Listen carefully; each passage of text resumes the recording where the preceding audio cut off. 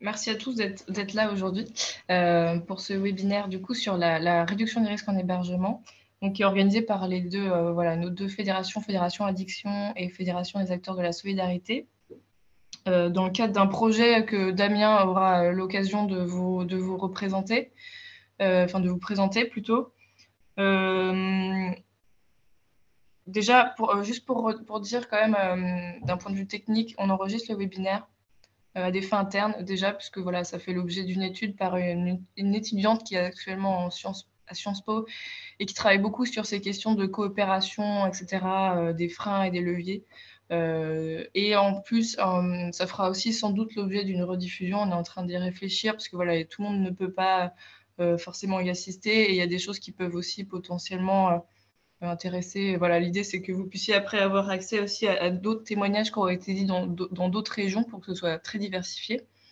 Donc on enregistre, mais n'hésitez pas, si vous ne souhaitez pas apparaître sur la diffusion, ou que vous ne souhaitez pas être entendu, à nous le dire. Enfin, vous avez mon mail, puisque vous avez tous reçu l'invitation, donc n'hésitez pas à m'envoyer un petit mail si jamais vous ne souhaitez pas apparaître.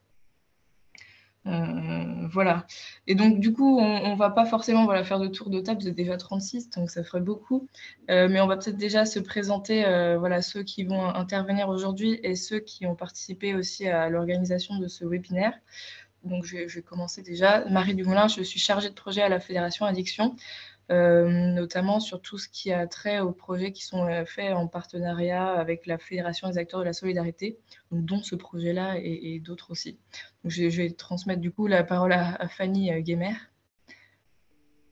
Bonjour tout le monde, Fanny Guémer. Donc, je suis chargée de projet addiction précarité au siège de la Fédération des acteurs de la solidarité. Et donc, j'ai en charge tous les projets inhérents aux questions d'addiction au sein de la fédération. Et je passe la parole à Christelle Hervago.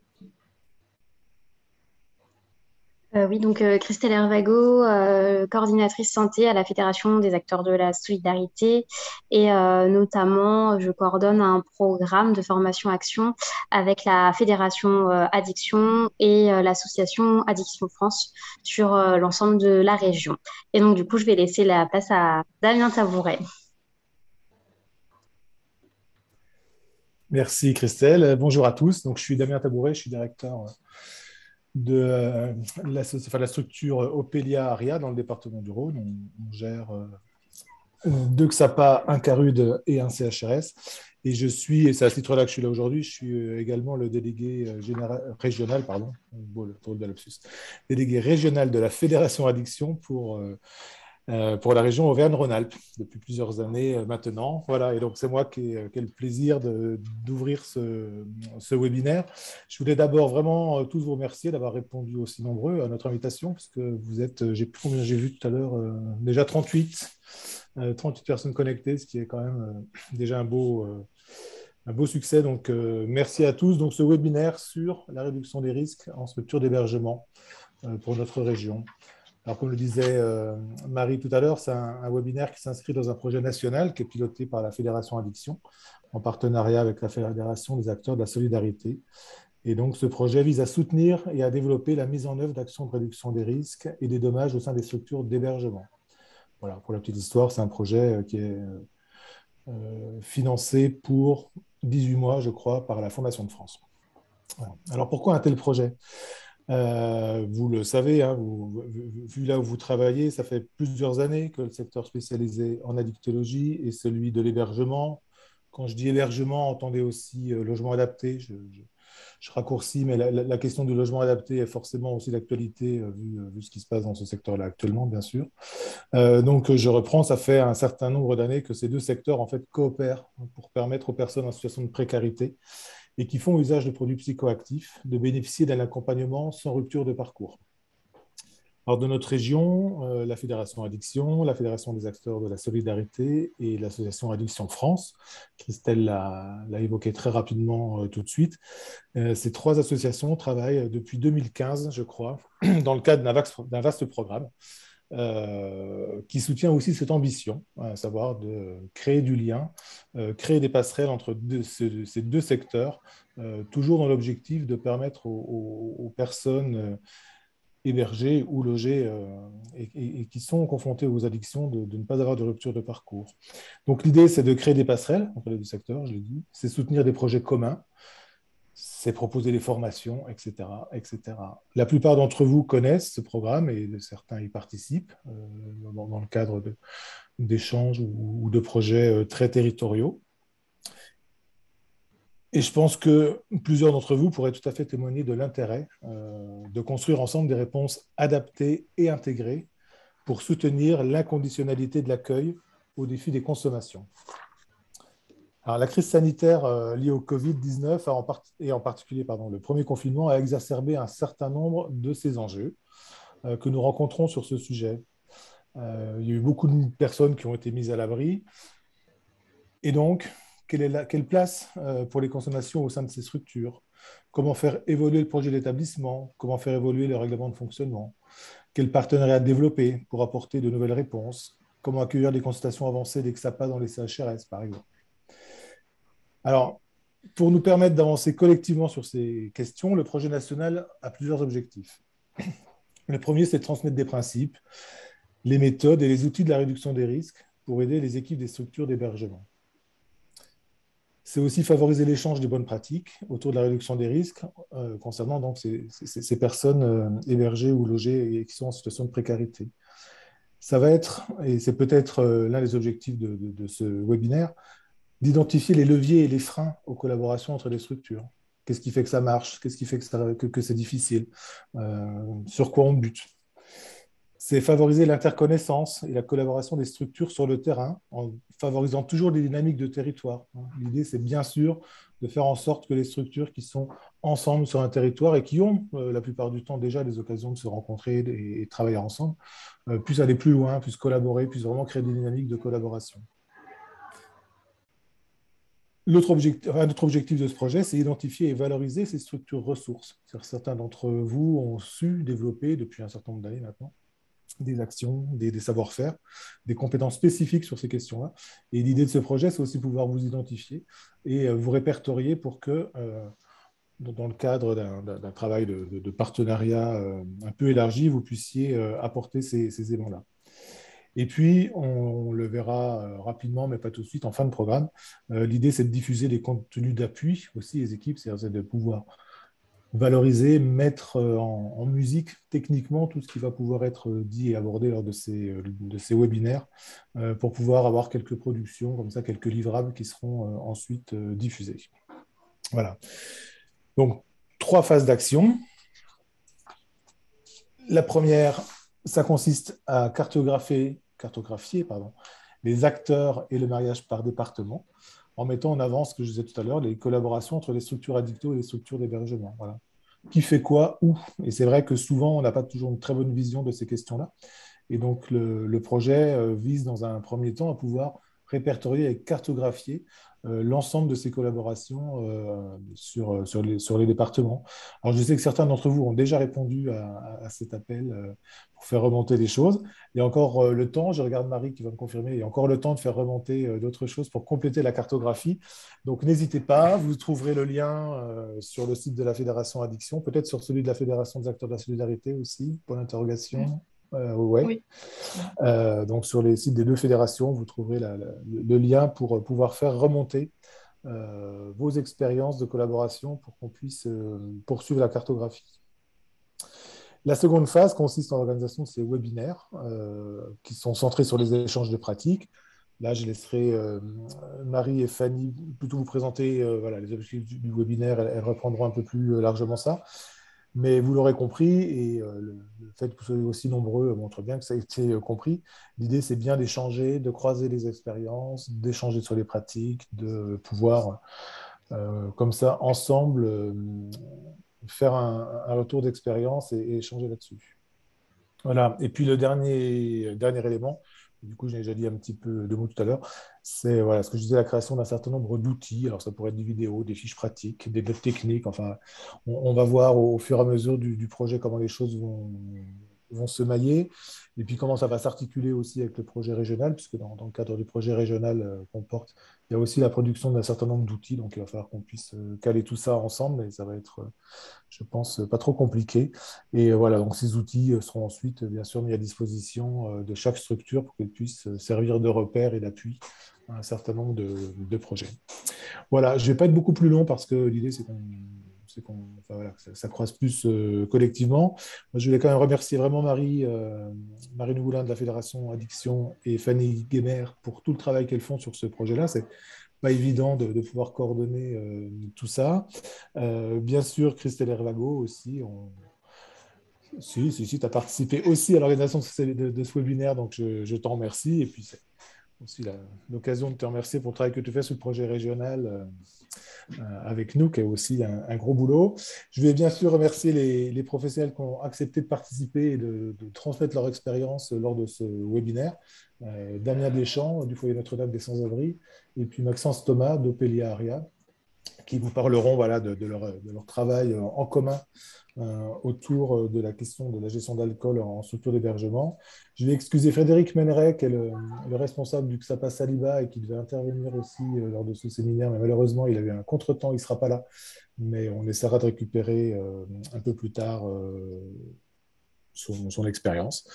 Et puis voilà, et puis c'est tout. Je vous remercie à nouveau d'être là et puis de vous être connectés cet après-midi pour participer à ce webinaire. Et je crois que c'est Marie qui prend le relais. C'est ça? Je te laisse la parole, Marie. C'est Fanny, je crois. Fanny, Oui. Fanny. Pareil. Merci. Oui, merci Damien. Alors, je serai brève parce que votre propos, Damien, est très, très complet. Je vous remercie.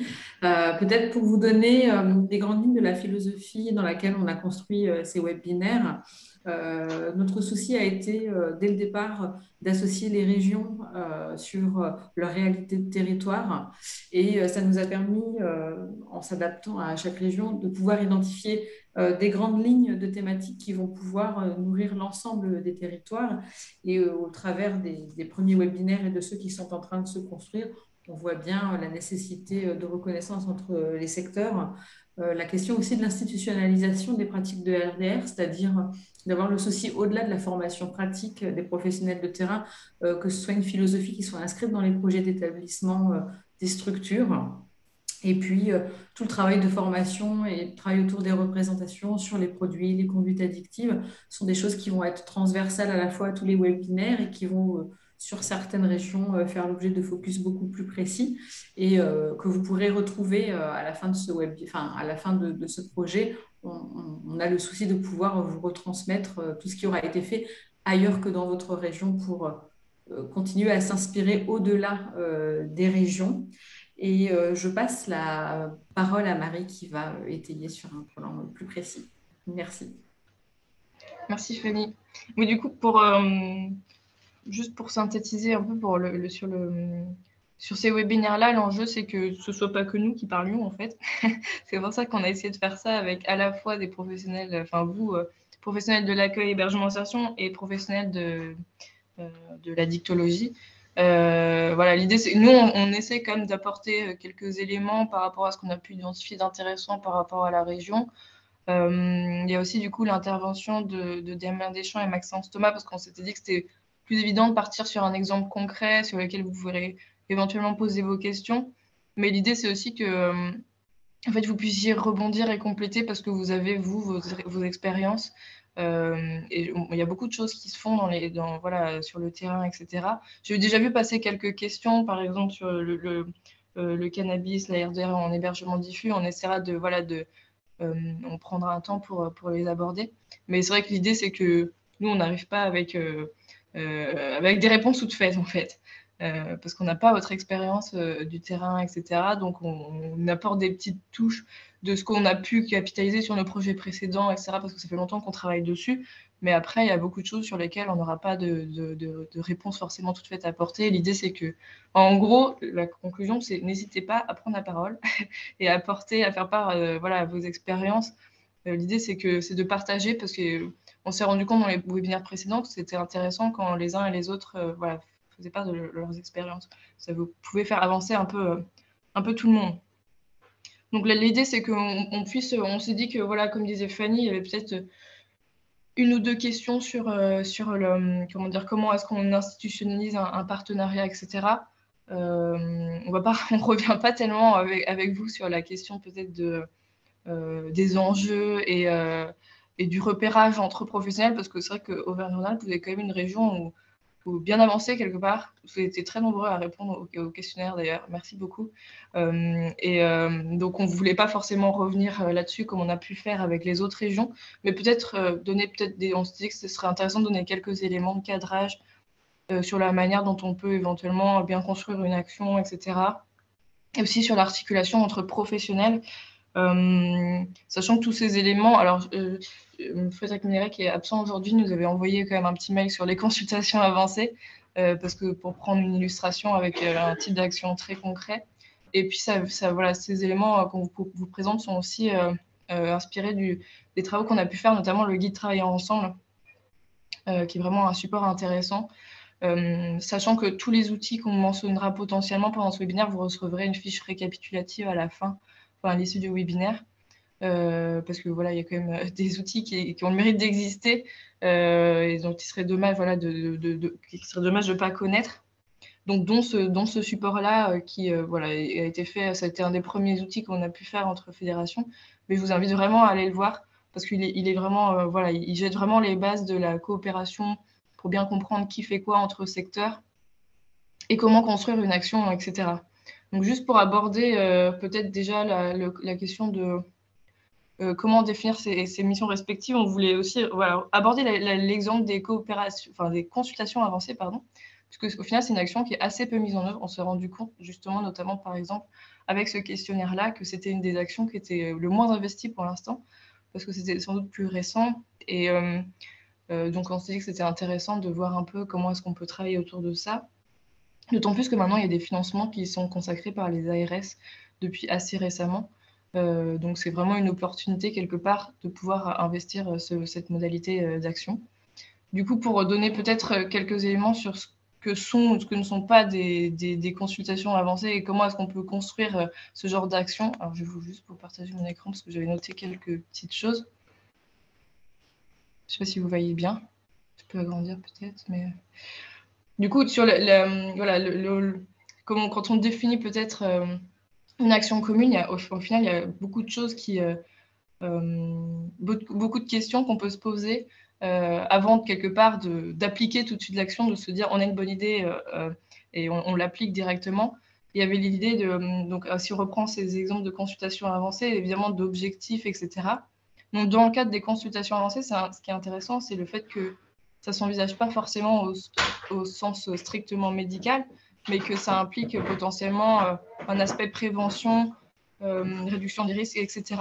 Donc, il s'agit d'une consultation au sens vraiment très, très large. Et en deuxième lieu, que l'objectif, ce n'est pas tellement d'internaliser l'offre de soins, ce qui peut être de manière très générale un peu quelque part quelque chose sur lequel il est difficile de se positionner quand on commence à mettre en œuvre une coopération entre structures. Jusqu'à quand on s'arrête en fait dans cette coopération, quelles sont les missions respectives de chacun. Et pour dire qu'en général, il y a une différence de temporalité entre les établissements. Quelque part, l'accueil hébergement insertion, il y a une notion plus finalement de transition, une notion, voilà, c'est une démarche de transition pour les personnes. Finalement, c'est un peu une étape sur leur parcours avec l'idée toujours en tête qu'elles puissent un jour devenir autonomes. Et donc, ça se situe dans un temps qui est normalement plus court quelque part, qui est plus de l'ordre de l'éphémère. Alors que finalement, l'accompagnement en addictologie, ça s'entend vraiment sur le temps long. Quelque part, on espère toujours qu'il y ait une fin, évidemment, et que les personnes puissent aller dans l'amélioration. Mais techniquement, il y a vraiment une notion d'accompagnement tout au long du parcours de la personne. Et donc, l'idée, c'est vrai qu'avec les coopérations, c'est de finalement de ne pas internaliser l'offre de soins dans une structure qui a pour vocation d'être un lieu d'hébergement temporaire, mais de faire en sorte que les personnes aillent justement dans le parcours de santé du droit commun, où quelque part elles trouveront un accompagnement, quel que soit leur lieu d'hébergement, quelle que soit leur situation. Et c'est vrai que du coup, ce qui est intéressant avec ces consultations avancées, c'est de se dire que les consultations avancées, le but, c'est pas de faire en sorte que les personnes aient toutes leur suivi au sein de la structure, mais qu'elles puissent avoir un premier lien avec les professionnels pour éventuellement aller à l'extérieur pour consulter finalement. Voilà, c'est vraiment quelque part une action intéressante en termes d'aller vers, on en parle souvent, et de lien avec le parcours de santé du droit commun. Et au niveau aussi peut-être de ce qui est intéressant à réfléchir quand on met en place une action, c'est évidemment tout le contexte un peu, Fanny parlait tout à l'heure du côté institutionnel des actions et de l'ancrer vraiment dans le projet d'établissement. Et je pense que vous avez été nombreux peut-être déjà à avoir des réflexions sur les règlements intérieurs, etc., le projet d'établissement. Et c'est vrai que c'est intéressant aussi quand on met en place ce type d'action d'avoir une vision très globale, pas forcément que de l'action, mais de tout ce que ça implique en termes de réflexion sur le quotidien, voilà, le règlement, etc. Comment est-ce qu'on communique aussi avec les personnes hébergées pour qu'elles se sentent suffisamment confiance aussi pour aborder cette question des consommations et que c'est cette confiance qui fera après qu'elles peuvent aller quelque part demander et faire le pas pour avoir un accompagnement, etc. Donc voilà, c'est vrai que c'est intéressant aussi finalement de penser pas action, mais penser plus projet, plus globalement. Et enfin, évidemment, la dernière chose, souvent, bon, c'est pas des moindres non plus, mais c'est la question des moyens et du qui fait quoi en termes d'intervention. Et c'est vrai que du coup, sur le long cours, ça peut être aussi intéressant d'avoir cet aspect un peu plus formalisé. On parle souvent des conventions. Damien disait tout à l'heure que ce projet, ça donnerait lieu peut-être à une production d'outils, etc. Ou alors au moins à ce qu'on ait un peu une vision des outils qu'on pourra produire aussi via les projets suivants. Et c'est vrai que la question du conventionnement, c'est aussi peut-être qu'on mettra un modèle de convention à disposition pour que ce soit plus facile, parce que c'est vrai que ça oblige aussi à se poser la question du qui fait quoi, de la répartition des missions, et ça permet aussi d'ancrer sur le long terme, au moins avoir une dimension de pérennité et de régularité dans les actions, et de faire en sorte que ce ne soit pas personne dépendant. Et c'est vrai que c'est aussi un équilibre à trouver. On en parlait dans des webinaires précédents sur faire en sorte qu'il y ait une personne qui soit potentiellement bien identifiée. Ça peut être intéressant d'avoir un référent sur la question, par exemple, pour que pour les personnes, ce soit plus facile de savoir à qui je peux m'adresser aussi pour faire le lien avec les structures de la dictologie. C'est toujours plus facile d'avoir une personne en tête, bien identifiée. Et en même temps, le fait qu'il ne faut pas non plus que ce soit complètement personne dépendante pour que si cette personne s'en va, par exemple, de l'établissement, le projet ne retombe pas complètement à plat, quelque part. Et donc, trouver un peu le bon équilibre entre le fait d'avoir des personnes repères et en même temps, le fait aussi d'avoir une dimension encore très institutionnelle, ancrée dans la structure au final. Donc, c'était les premiers éléments qu'on voulait, dont on voulait discuter avec vous. N'hésitez pas, d'ailleurs, si vous voulez rebondir, parce que pour l'instant, je parle, mais après, je vais m'arrêter, promis. Donc, si vous voulez rebondir, il n'y a pas de souci. Et la deuxième chose, c'était aussi, on trouvait que c'était intéressant de parler de l'articulation entre les professionnels, puisque souvent, il y a la notion qu'il y a un projet d'établissement, il y a un projet individualisé pour la personne du point de vue du soin, de la santé, et il y a un projet individualisé du point de vue de l'accompagnement, insertion, etc., qui sont potentiellement indépendants, puisque chacun est rattaché à une structure, et que des fois, ça pouvait donner lieu à un troisième projet qui n'est pas forcément formalisé entre les deux établissements, mais qui pouvait aussi avoir des incompréhensions si, par exemple, l'acceptation dans l'établissement est subordonnée à un parcours de soins spécifique, où il y a ce genre de choses. Et donc, l'idée aussi, c'est qu'il puisse y avoir aussi une articulation entre les professionnels. Là aussi, ce sont des choses que j'ai pu tirer du guide Travailler ensemble. La raison de plus pour vous dire qu'il est quand même assez complet et que c'est vraiment une base intéressante. Et donc, il y avait l'idée de combiner à la fois un peu les apports informels qu'on peut avoir entre professionnels et aussi en même temps les discussions plus formalisées, que ça peut être intéressant pour revenir sur cette idée d'ancrage régulier, etc., de prévoir éventuellement des commissions interpartenariales. Alors, je ne sais pas s'il y a l'association Rimbaud qui est présente aujourd'hui, mais je sais qu'ils font des choses, ils sont en train de mettre en place ce genre de coopération, d'instances interpartenariales. Donc, ça peut être intéressant si jamais, s'ils sont là, de venir nous en dire un mot aussi. Et il y a la question aussi du secret professionnel. Et ce qui est intéressant, c'est de se dire qu'en fait, le secret professionnel, c'est pas non plus... le partage d'informations, on n'est pas forcément dans une logique de transparence et de tout dire, mais de dire justement, ça implique de dire les informations qui sont nécessaires pour faire avancer le projet de la personne. Voilà, parce que selon les professions, etc., voilà, il y a le secret médical qu'on connaît, et même le secret professionnel plus largement. Et donc, ça implique de ne pas, techniquement, pas tout dire, mais de sélectionner un peu les informations qu'on partage.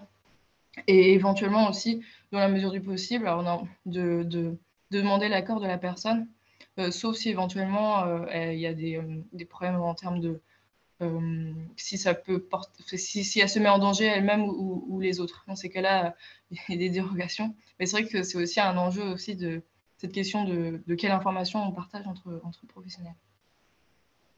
Voilà sur ce qu'on voulait un peu partager aujourd'hui comme piste de réflexion. Pour la suite, alors est-ce que vous avez des réflexions, des questions? Non, pas forcément. N'hésitez pas à lever la main si vous le souhaitez. Pour la suite, du coup, pour aller un peu plus dans le concret, parce que là, on est encore un peu dans la théorie. Du coup, je vais proposer du coup à Damien Deschamps et à Maxence Thomas de nous présenter leur dispositif. Donc, ils ont un dispositif de cogestion des consommations d'alcool qu'ils ont pu mettre en place. Donc voilà, l'idée, c'est pas d'apporter là une réponse toute faite, etc., mais c'est de vous présenter déjà un exemple d'action pour que vous puissiez éventuellement poser vos questions et puis aussi compléter, vous, avec vos apports, votre expérience, etc.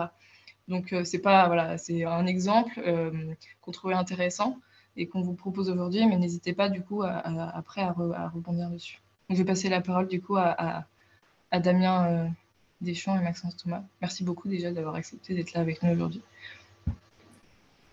Bonjour, Damien Deschamps, du coup je suis responsable de service au sein de l'association Le Foyer Notre-Dame des Sans-Abri. Je viens vous parler aujourd'hui du projet de cogestion qui a pu être mis en place au sein du centre Gabriel Rosset, qui est le premier centre fondateur en 1950 de l'association, qui est un monobloc de 191 personnes, hommes isolés, dans Lyon intramuros. C'est un bâtiment sur 6 étages qui accueille des personnes malades, vulnérables, en grande errance. Il y a 11 places dédiées au SAMU social. En tout, 166 places d'hébergement d'urgence et 25 places en CHRS. Et ce qui m'amène à vous parler aujourd'hui du projet, c'est surtout la mise en place durant le confinement de mars 2020 qui a permis d'aborder la dictologie et la réduction des risques sous un angle sanitaire, de mettre une action en place finalement assez rapidement pour contrer le confinement et le manque d'alcool pour certaines personnes. Ça a pu représenter jusqu'à nous 29 personnes sur l'ensemble du public accueilli. Peut-être ce qui est important de dire, c'est que l'alcool dans notre centre, c'était un interdit historique. Depuis de longues années, l'alcool ne pouvait pas rentrer dans le centre. C'était quelque chose qui était laissé à la porte. Les personnes, du coup, se retrouvaient soit à s'alcooliser dans la rue, soit très rapidement devant la porte. Et donc, être dans une alcoolisation massive qui entraînait des effets de comportement, d'agressivité verbale et physique dans le centre. Et du coup aussi un désordre sur la voie publique et des chutes qui pouvaient entraîner des hospitalisations et des accompagnements aux urgences. En mars 2020, le confinement, il a tout stoppé, il nous a vite obligés à réfléchir sur notre action à mettre en place pour pallier le manque d'alcool et le risque de syndrome de sevrage que pouvaient encourir les personnes alcoolodépendantes. Et donc, on a identifié les personnes qui pouvaient avoir cette problématique de par leur comportement, de par leur introduction illicite d'alcool à d'autres moments. Attends, j'ai perdu mon fil. On a pu identifier ces personnes et leur proposer de venir consommer de l'alcool au sein du point santé parce que le centre est doté d'une infirmerie avec des infirmiers et des aides-soignants. Donc, on a vraiment abordé cette question sous l'angle sanitaire et la réduction des risques de chute, et risque de manque. Et j'ai sollicité l'équipe mobile addictologie précarité d'Aria Opelia pour pouvoir venir nous aider à réfléchir pour mettre en place cette action. Donc à réfléchir au niveau de l'équipe sur comment aborder la question auprès des usagers, comment nous réfléchir à nos pratiques et comment finalement valider un processus de mise en place au sein de l'établissement pour que ça reste très encadré sur le plan sanitaire. Donc, on a convenu qu'un premier entretien pouvait se faire auprès des infirmiers du centre, qu'ensuite l'équipe mobile précarité pouvait recevoir les personnes en entretien afin de valider ou pas l'orientation et la préconisation de distribuer de l'alcool. L'alcool était distribué de façon individuelle à l'infirmerie. Donc, ça s'étalait de 8 heures jusqu'à 22 heures et ça pouvait aller entre 2 et 6 fois par jour pour certaines personnes. Et c'était assez lourd parce que c'était accompagné par un binôme médico-social. Durant le confinement, il fallait aller acheter l'alcool. Ça a été assez compliqué. On pouvait faire des autorisations de sortie pour les personnes qui avaient des ressources. Donc, elles allaient acheter leur alcool et puis elles le déposaient au sein de l'infirmerie pour une distribution. Et pour les personnes qui n'avaient pas de ressources, qui représentent finalement au sein du centre d'hébergement d'urgence la majorité des gens, on a eu l'autorisation des responsables du foyer de pouvoir aller acheter de l'alcool et de mettre à disposition des bières et du vin pour les personnes qui ne pouvaient plus aller faire la manche, qui ne pouvaient plus aller dans la rue pour s'alcooliser et demander aux personnes de l'argent. Voilà. Après, si Maxence, tu veux prendre... je ne sais pas s'il est là. Mais du coup, si jamais tu veux prendre la parole, n'hésite pas. D'accord, je suis là. Voilà.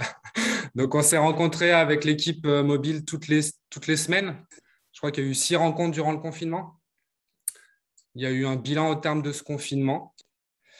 Et il apparaissait que du coup, la reprise de l'ouverture sur l'extérieur avec la possibilité pour les gens de retourner faire la manche, de pouvoir retourner s'alcooliser dehors, et la distribution d'alcool au point santé n'était plus un besoin, mais l'équipe s'est posé la réflexion de pouvoir offrir un autre service, un autre accompagnement au sein de l'établissement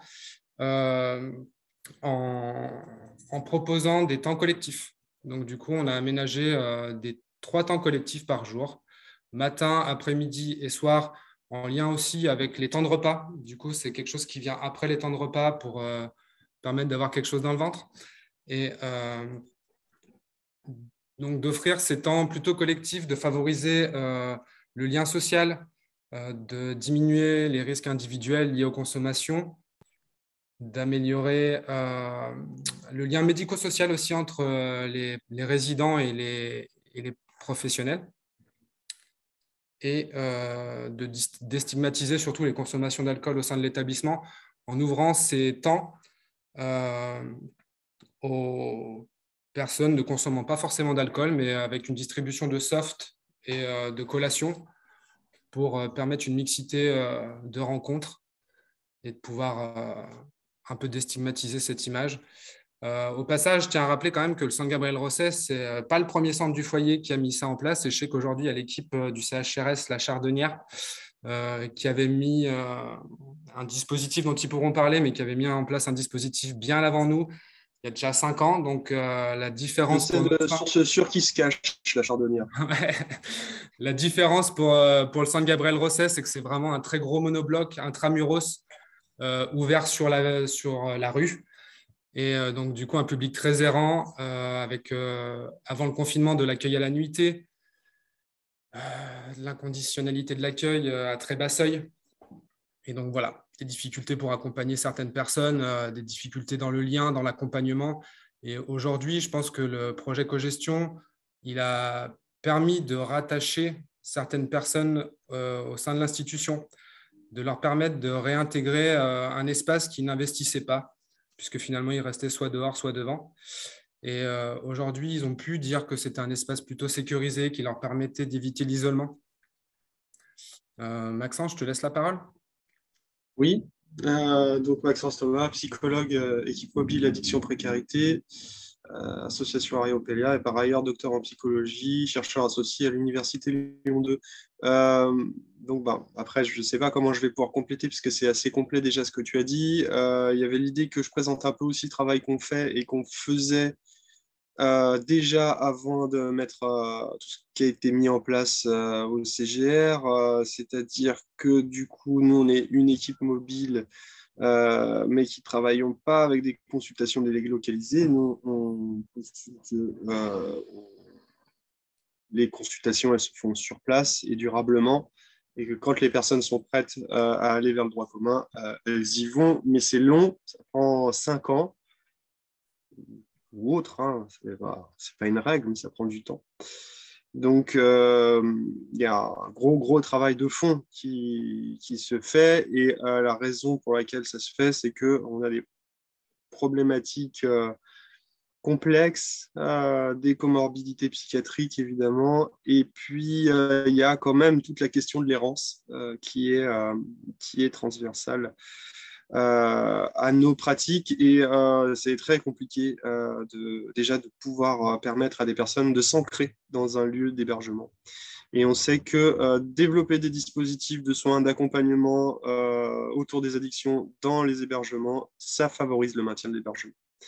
Et donc, c'est en ce sens qu'on soutient tous les dispositifs. Alors, on les soutient par la pensée, mais aussi méthodologiquement. Et on apprend aussi en même temps, puisqu'il n'y a pas tant de choses que ça qui sont écrites sur ces dispositifs-là. Mais en tout cas, on soutient tout ce qui concerne la réduction des risques au global dans les centres d'hébergement, et plus encore, parce que c'est souvent ce qui nous est demandé, on soutient la dimension de l'ARDR alcool, donc, qui est en général pas très connu, pas très développé.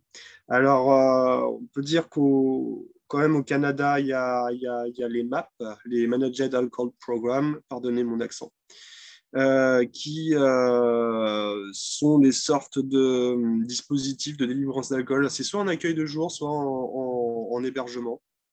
Et donc, on a quand même pas mal d'études sur le sujet, qui montrent pas une efficience avérée sur le versant médical addicto. C'est-à-dire qu'il n'y a pas réellement de réduction de consommation. Par contre, il y a une réduction des risques de tous les risques qui se situent autour des alcoolisations fortes à la rue. Donc, baisse de la criminalité, baisse des recours aux services d'urgence, baisse des hospitalisations sous contrainte aussi. Enfin voilà, il y a tout un panel de choses qui progressent avec ces dispositifs-là. Et on note aussi, donc c'est ce que je vous disais, un impact positif autour du maintien de l'hébergement. Il y a encore trop de... que ce soit au Canada ou en France, il y a trop de problèmes autour des consommations de produits, et des personnes qui finalement se faisaient barrer la route pour l'accès à l'hébergement ou au logement à cause des addictions. Et là, on peut, sur le modèle des MAP, mais surtout sur le modèle de ce qui se fait, par exemple, à la Chardonnière, qui doivent toujours se cacher, si je ne me trompe pas. Ça aurait été bien qu'ils nous disent un mot, mais peut-être ils n'ont pas prévu. Alors, on va pas les gêner plus que ça. Mais l'idée, c'est quand même de pouvoir installer, si je peux le dire comme ça, dans le CHRS, un dispositif où l'alcool n'est plus interdit, ou au contraire, on permet de la consommation. Donc, tout ça, c'est des choses aussi que je suis en train de travailler plutôt du côté de la recherche. Et quand même, il s'avère que ces dispositifs-là travaillent énormément sur les problématiques de honte qui sont extrêmement répandues chez les personnes en situation de grande précarité.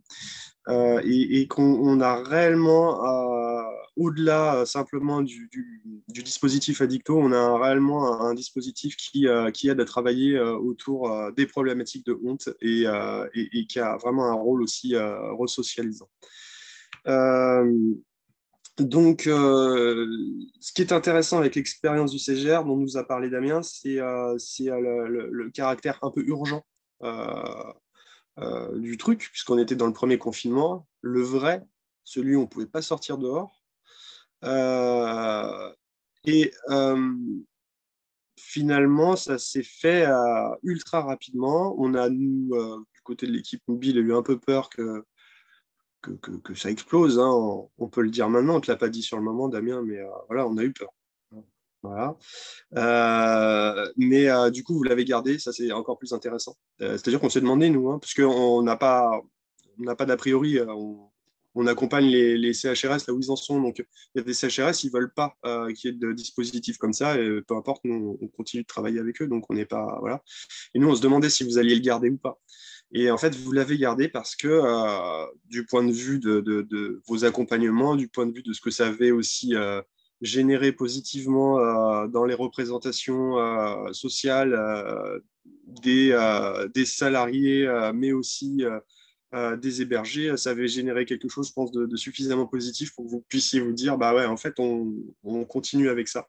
Et ça continue toujours aujourd'hui. Donc, on peut dire quand même que ça a été une bonne façon de rebondir avec ce confinement qui était quand même ultra compliqué, quoi. Au début, on ne savait pas comment ça allait faire dans les CHRS. Et, voilà.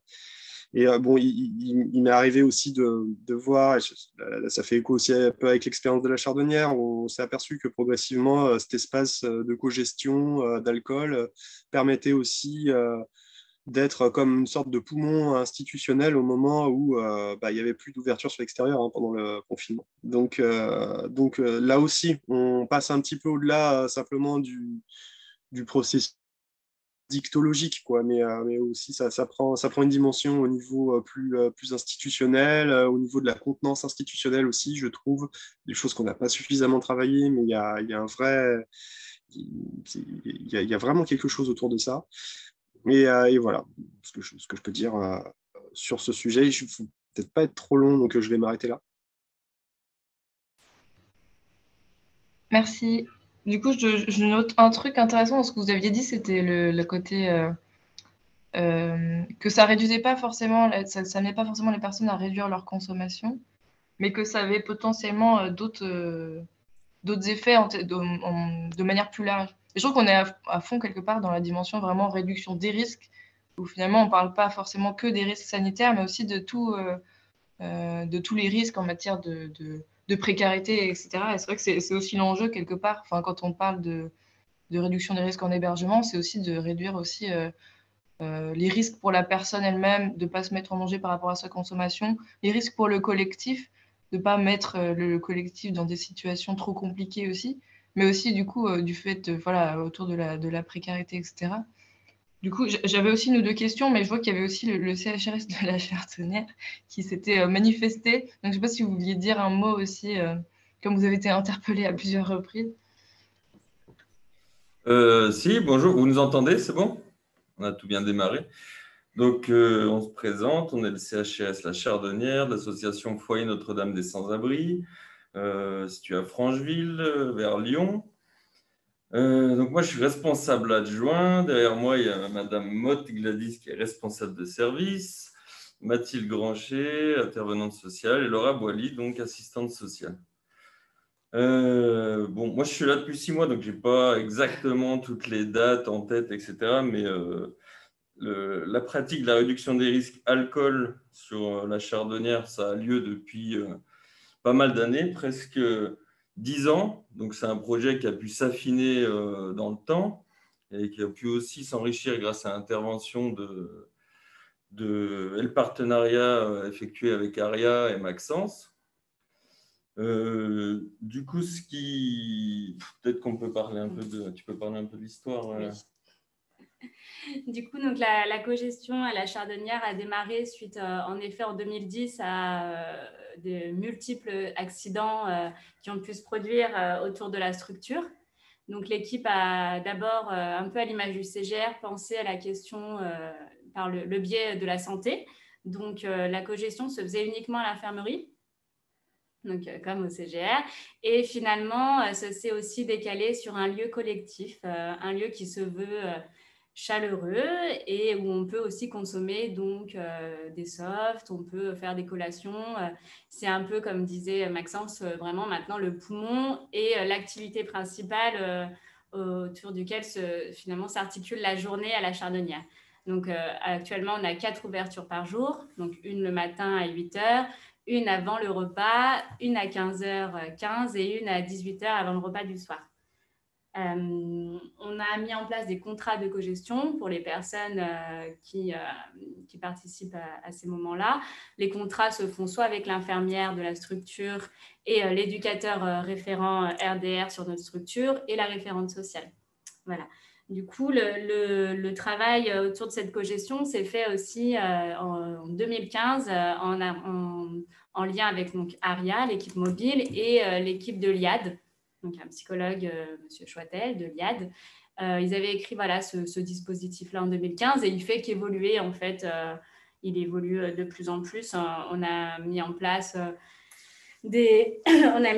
donc, des liens avec les mandataires, avec les curateurs et les tuteurs pour le paiement des consommations.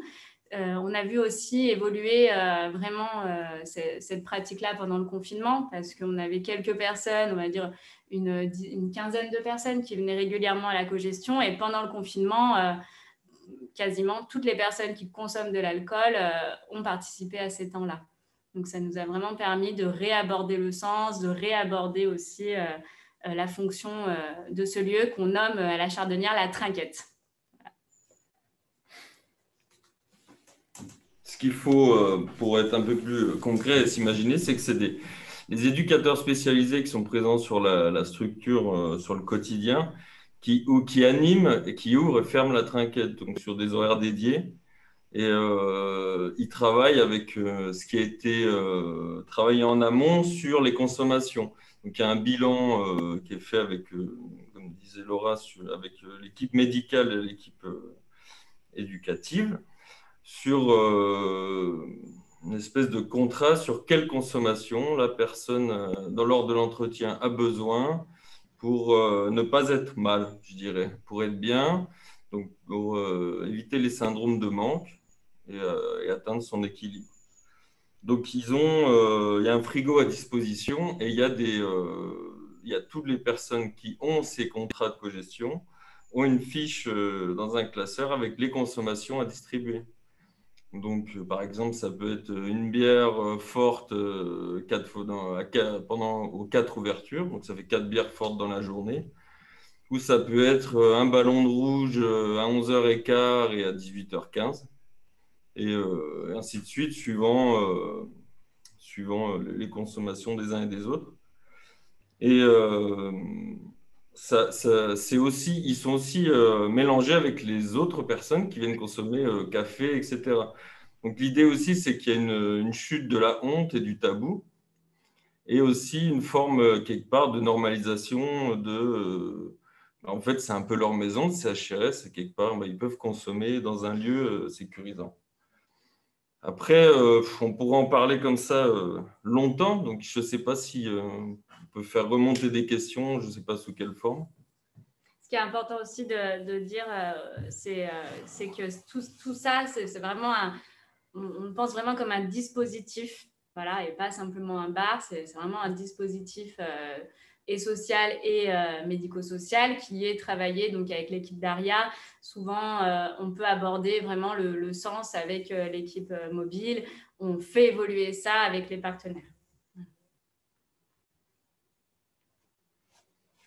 Je pense que c'est important de rajouter qu'il y a souvent des canaux de communication. Alors, du coup, il y a l'accompagnement des résidents au quotidien, mais il y a aussi l'accompagnement des équipes et des temps cliniques, des temps de formation collective. Et je pense que ça, c'est hyper important aussi pour permettre aux salariés de monter en compétences et d'affûter un peu leur regard sur cette problématique. Je pense que c'est ce qui est en train de se passer aussi. Alors, je pense à la Chardo, il y a déjà un ancrage dans cette thématique. Je pense que voilà, le CGR, depuis 2020, il fait ce travail-là. C'est un petit peu, c'est long et fastidieux, mais ça avance. Aujourd'hui, on en arrive à, voilà, encore une fois, à pas diminuer forcément des consommations, mais surtout à les sécuriser. Je pense qu'on a réussi à permettre aux gens de retrouver une estime d'eux-mêmes et de réintégrer un espace un petit peu d'agora avec d'autres personnes, de juste se dire que finalement la canette de bière, c'est qu'un outil de médiation, que ce qui permet à la personne alcoolodépendante de tenir, eh ben, c'est lorsqu'on lui met une canette dans la bière, on peut finalement faire beaucoup de choses avec elle. Je pense que voilà, c'est tout ça qui est aussi important de dire. Après, il reste quand même encore des freins, puisque c'était aussi dans les questions qu'on avait. C'était justement de permettre cet accompagnement qui est quand même chronophage, qui nécessite beaucoup d'accompagnement des professionnels. Donc, c'est des missions en plus qu'il faut soutenir et valoriser. C'est aussi de la montée en compétences, de permettre aux gens d'aller se former. Et c'est très bien tout ce qui est en train de se passer. Je pense que c'est aussi permettre, typiquement nous, sur le centre d'hébergement d'urgence, parce que la différence de la Chardonnière, c'est qu'on a un grand nombre du public qui n'a pas de ressources. Donc, c'est aussi d'avoir eu le soutien à un moment donné de nos responsables pour financer l'alcool. Aujourd'hui, c'est aussi un des enjeux, c'est de dire il y a un budget dédié pour ça et c'est pas rien et c'est coûteux. Mais ça porte ses fruits puisque finalement les relations sont meilleures entre les salariés, entre les résidents, avec l'extérieur et qu'aujourd'hui ce dispositif il est reconnu, enfin ces deux dispositifs-là sont reconnus sur la place lyonnaise pour accompagner les personnes alcoolodépendantes. Donc je pense que ça commence un peu à être mis en lumière et c'est intéressant tout ce qui est en train de se passer. Du coup, pour compléter, parce que justement, la question de l'équipe et de la formation, c'est quelque chose, nous, on l'est confronté. Enfin, je me mets un peu dans le sac parce que moi, je suis là depuis 6 mois. Et vu que les équipes évoluent, le projet de service évolue, il faut aussi qu'il y ait une adhésion de l'équipe et que le personnel socio-médical y croit. Et je pense que ça, c'est un travail en permanence. Là, on est en train de se re-questionner sur le projet parce qu'on a eu de nombreux nouveaux collègues. Puis en même temps, ça nous permet de nous poser des questions sur le sens, sur les objectifs qui étaient en 2015, aujourd'hui en 2021. Qu'est-ce qu'on attend de la trinquette, de la cogestion, du sens que ça a dans notre action? Est-ce que les nouveaux collègues y voient du sens? Parce que faut aussi... c'est un peu compliqué de voir quand on n'a pas travaillé ailleurs qu'il n'y avait pas ça. Donc, c'est aussi reconvaincre et se dire que là, on se dit que c'est gagné, que les personnes, au lieu d'aller sur l'extérieur, dans les quartiers, vers le supermarché, boire leur bière, ben, ils passent leur journée ici. Donc, on peut faire des bilans de santé, ils peuvent voir l'assistante sociale, ils peuvent passer du temps avec l'éducateur. Enfin, voilà, je pense qu'il y a aussi un boulot de toujours aussi convaincre et défendre et inscrire ça dans le projet de service. C'est un peu le travail d'ailleurs, je peux repasser le micro à Maxence, mais Daria qui nous permet d'avoir un intervenant, un tiers extérieur pour nous aider à formuler tout ça et formaliser tout ça. C'est de toute façon, moi, je reviens là-dessus, c'est-à-dire que nous, ça fait aussi partie des choses qui nous aident à entrer en contact avec le public et aussi qui nous permet d'avoir d'autres choses à proposer que des cures et des post-cures qui fonctionnent pas toujours très bien quoi, avec les personnes en situation de grande précarité. Et c'est vrai que quand on a des dispositifs de contenance qui offrent une autre contenance au niveau institutionnel sur les problématiques addictives, pour une équipe mobile qui travaille sur l'addictologie, c'est quand même un plus, c'est sûr et certain. Et on sent bien que dans les institutions où il y a des dispositifs un peu comme ça qui sont implantés, on a plus d'orientation, on fait plus de suivi, plus longtemps, voilà, et les personnes accompagnées en bénéficient quand même.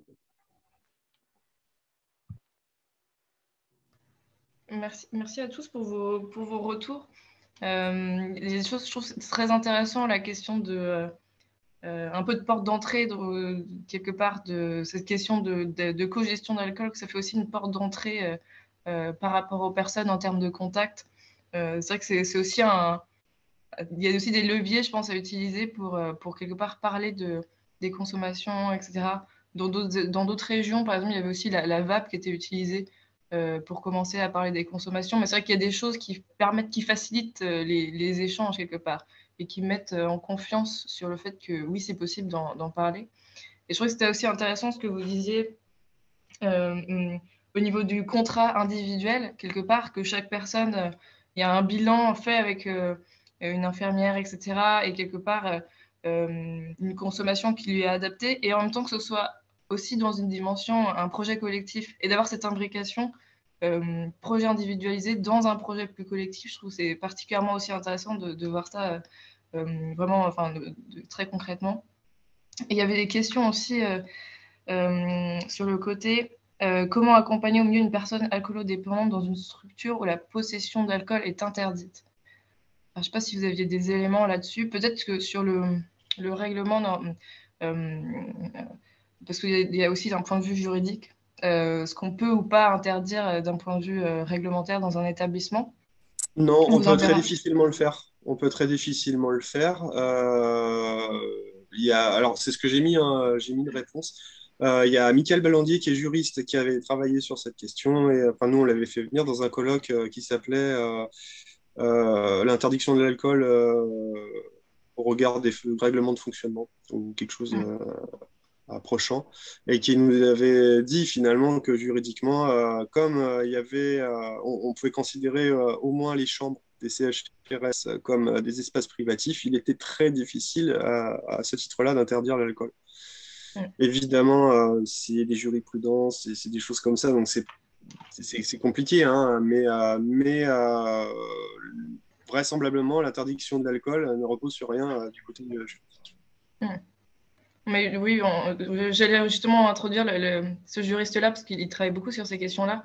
On vous enverra, il y a l'AMPA et la MMPCR qui a fait, alors l'AMPA par exemple, Addiction France, en plus je crois qu'il y en a plusieurs personnes qui en font partie aujourd'hui, qui ont fait tout un travail sur justement la réduction des risques alcool en centre d'hébergement. Et ils ont fait un très bon document là-dessus. Et il y a justement un encart avec Mickaël Ballandier sur cette question-là. Et sur le fait, comme vous disiez, Maxence, qu'on ne peut pas, comme c'est il faut se baser quelque part sur la législation en vigueur vis-à-vis des produits, la distinction licite-illicite. Donc il y a des produits qui sont illicites quelque part et où la réglementation va s'appuyer là-dessus. Mais pour le cas de l'alcool, techniquement, c'est un produit qui est légal de consommer. Et donc on peut, a fortiori, pas l'interdire. Après, c'est vrai que du coup, ça nécessite quelque part de se reposer la question du point de vue du règlement et du projet qu'on veut au niveau de son établissement, parce que voilà, une fois qu'on s'est dit, a priori, on ne peut pas tout interdire, ça nécessite de revoir son cadre quelque part. Et voilà, il y a une transition à faire entre le tout interdire et tout autoriser, et de se donner un peu, voilà, comment est-ce qu'on s'organise pour que la transition, elle se fasse sereinement. Et donc, c'est là aussi où, du coup, il y a des exemples, enfin, il y a différentes modalités. Par exemple, la cogestion de l'alcool, c'est une manière, quelque part, de poser un peu le cadre pour que ça se passe au mieux.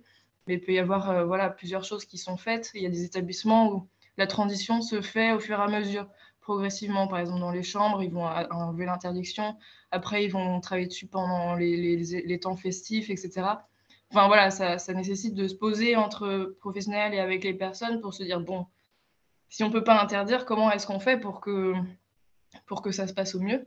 Sachant qu'on ne peut pas interdire la consommation, par contre, on peut éventuellement aussi, par contre, mettre un cadre en termes de comportement, etc. pour que voilà, ce soit pas que même s'il y a consommation, ça se passe quand même bien d'un point de vue collectif, parce que comme c'est un lieu de vie collectif, il y a quand même tout intérêt aussi à ce que les uns fassent attention aux autres, même s'il y a consommation.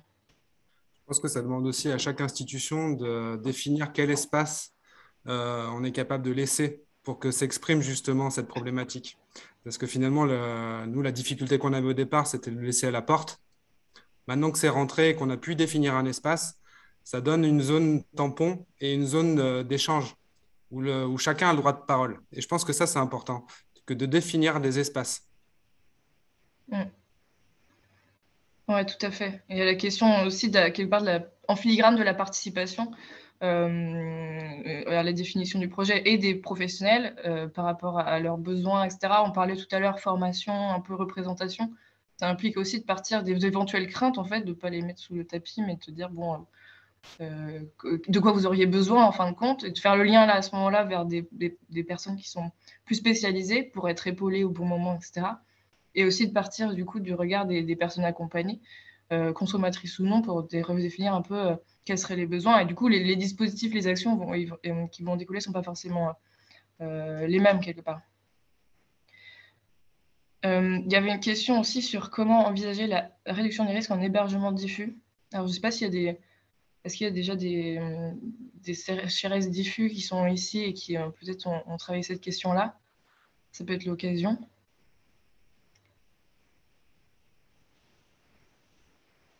N'hésitez pas à rebondir aussi dessus.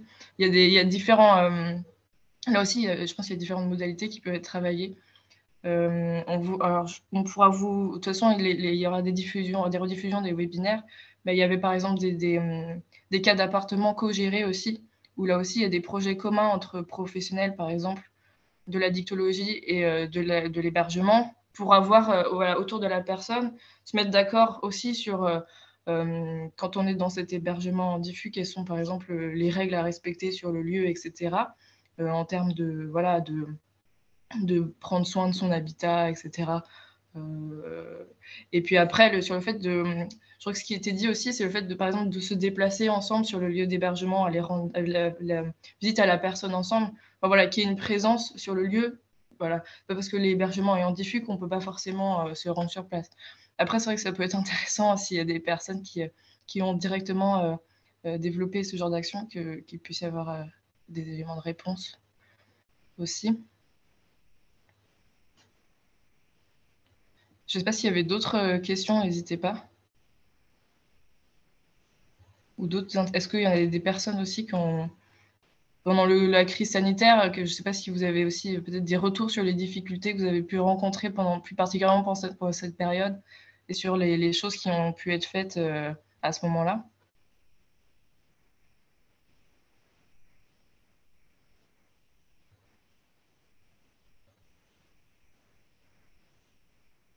Non, pas forcément. C'est toujours intimidant quand il y a un peu de monde. Du coup, on peut parler un peu de la VAP parce que vous l'avez évoqué et on est adhérent aussi de la VAP du cœur. Je crois d'ailleurs qu'à l'origine, c'est Aria qui nous a un peu branché avec la VAP du cœur. Du coup, c'est une association qui propose l'accès à du matériel pour vapoter aux gens qui ont pas beaucoup de moyens, avec un double objectif, réduire la toxicité de la consommation de cigarettes et faire des économies. Et en fait, donc nous, on est devenus adhérents, on paye 150 € l'adhésion pour 1 an. Et l'association La Vape du Cœur s'engage à nous faire des envois aux besoins de matériel. Donc, c'est des énormes cartons. Là, on a reçu, je dis une bêtise, mais une trentaine de vapoteuses et puis des liquides avec différents grammages au niveau de la nicotine. Et puis, on a des éducs qui sont formés pour soutenir cette forme de consommation de tabac, de réduction des risques tabac. Enfin, du coup, ce n'est pas du tabac. Et de nicotine. Et du coup, moi, j'étais le premier surprise que j'imaginais pas. Nous, on a un public qui est quand même assez aussi abîmé. Et finalement, ça marche pas mal. Alors voilà, les éducs sont toujours en train de changer. Moi, je suis pas très technicien là-dessus, mais changer le matériel, changer les mèches, changer les batteries, le système qui fait la combustion, là, les résistances, voilà. Et ça fonctionne pas mal. Alors après, ce qui est intéressant, c'est qu'il demande aussi un retour d'expérience, la Vape du Cœur, qui est vraiment une assoce de consommateurs de vapote, hein. Mais sur combien de personnes dans l'année utilisent la vapoteuse, combien ont arrêté le tabac, etc. Mais nous, on se rend compte que ça marche pas mal sur 63 résidents. Je dirais qu'on a une quinzaine, peut-être. Ouais. Ça marche surtout à partir du 20 du mois. Quand les personnes en fait ne peuvent plus acheter leur tabac, c'est vrai qu'ils viennent nous voir pour nous demander une vapoteuse, mais du coup ça fonctionne parce que le mois suivant ils la gardent et ils peuvent petit à petit réduire leur consommation de tabac. Après, n'hésitez pas à aller voir sur leur site internet, ça, il est assez bien, assez explicite. Et puis, vous téléphonez, j'ai pas son nom en tête, mais c'est quelqu'un de plutôt sympathique, qui est prêt à se déplacer, prêt à faire des petites formations en visio pour l'utilisation des vapoteuses. Voilà. Nous, on a une personne ressource qui aurait pu être là présent, mais qui a eu un empêchement, mais qui va former le reste de l'équipe et qui va proposer des formations collectives aussi aux résidents. Donc voilà, c'est aussi une piste sur la réduction des risques tabac. C'est bien parce que vous faites la transition presque de manière anticipée avec la dernière partie qu'on avait envisagée sur la réduction des risques tabac. Je continuerai peut-être après là-dessus parce que c'est vrai que il y a beaucoup de choses à dire aussi sur le tabac. Je vois qu'il y a Fanny aussi qui lève la main. Oui, juste une petite déviation suite à une question dans le fil de conversation, notamment sur la gestion des crises de manque en lien avec la consommation d'opiacés. Et je voulais savoir si nos intervenants avaient travaillé sur cette question des opiacés, notamment. Pour le CGA, en tout cas, lors de la crise, ce qui a fait pour moi le premier contact avec l'équipe mobile d'ARIA, c'était de demander de l'analoxone. Parce que du coup, je me suis dit qu'en fermant le centre, si on se retrouvait avec quelqu'un qui faisait une overdose dans les murs, on n'était pas en capacité de pouvoir l'accompagner, et même si on avait du personnel de santé. Donc, c'était vraiment ce qui a fait le premier lien, c'était ça. Sur la question de la crise de manque,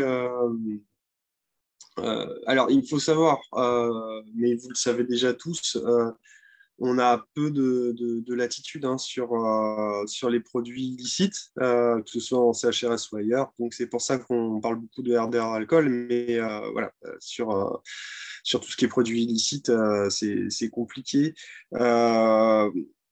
L'idée, nous, on travaille beaucoup en lien avec le personnel infirmier des centres d'hébergement quand il y en a, parce que tous les centres d'hébergement n'en ont pas. Et on essaye un peu d'accompagner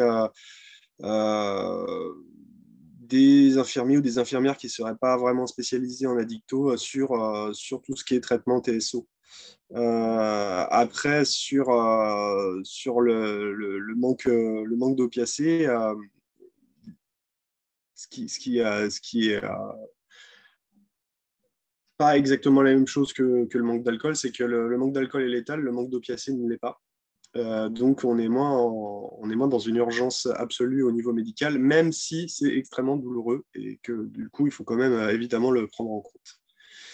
Voilà. Mais on n'a pas de remède miracle non, sur ces choses-là. En général, ce qui peut être fait, c'est orienter les personnes vers les services d'urgence qui savent normalement comment gérer ça.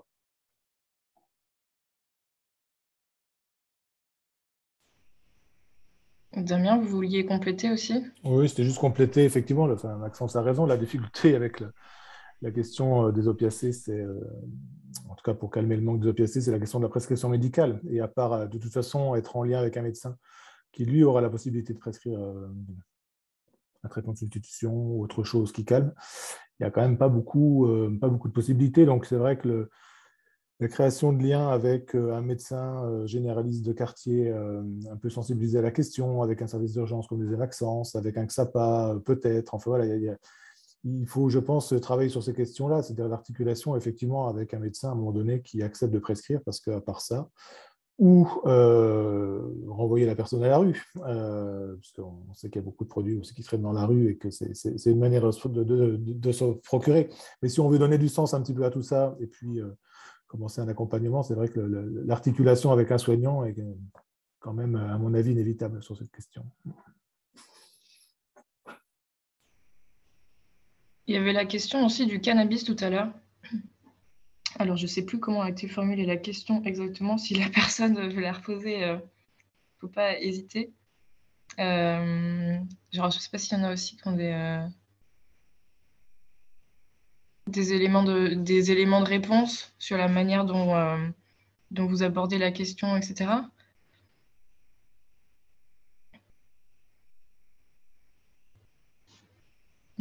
Si, peut-être pour commencer en donnant quelques éléments là-dessus, sur la question du cannabis, Il y a aussi, alors c'est assez aussi récent, hein, parce que c'est vrai que la réduction des risques, on en a beaucoup parlé au début pour tout ce qui était produits injectables. Ça a commencé essentiellement par là. Et c'est vrai qu'au fur et à mesure, on commence à en parler pour les autres produits. Donc, par exemple, le tabac, ça commence à venir aussi dernièrement.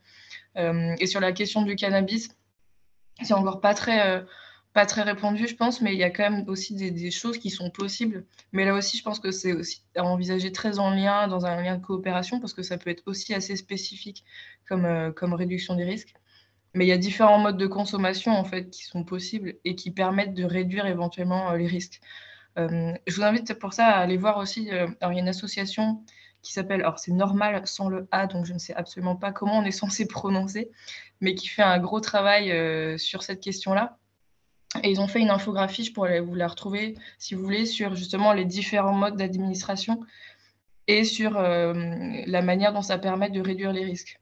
Donc pareil, il y a évidemment, alors il y a les modes un peu style vapotage, etc., ingestion orale. Donc, bon, il y a des avantages et des inconvénients selon les formes, mais c'est vrai que par exemple, ça peut réduire aussi dans un premier temps les risques qui sont liés à la combustion, ce qui pose aussi, en parallèle, on revient aussi un peu à la RDR tabac. Et voilà, il y a différentes options qui sont possibles, quoi. Et après, il y a aussi le côté un peu comment on travaille avec la personne sur ses besoins, ce qu'elle y trouve, et l'inviter peut-être voilà, à moduler sa consommation, à éventuellement la revoir à la baisse. Mais c'est vrai que du coup, sur la coopération, ça peut être vraiment intéressant. On avait fait un atelier sur cette question-là, sur la question de la réduction des risques liés à la consommation pendant le congrès de la Fédération Addiction. Et donc, il y avait une personne justement de cette association normale qui était venue. Et c'est vrai qu'il y avait des questions quand même assez techniques sur le dosage, etc.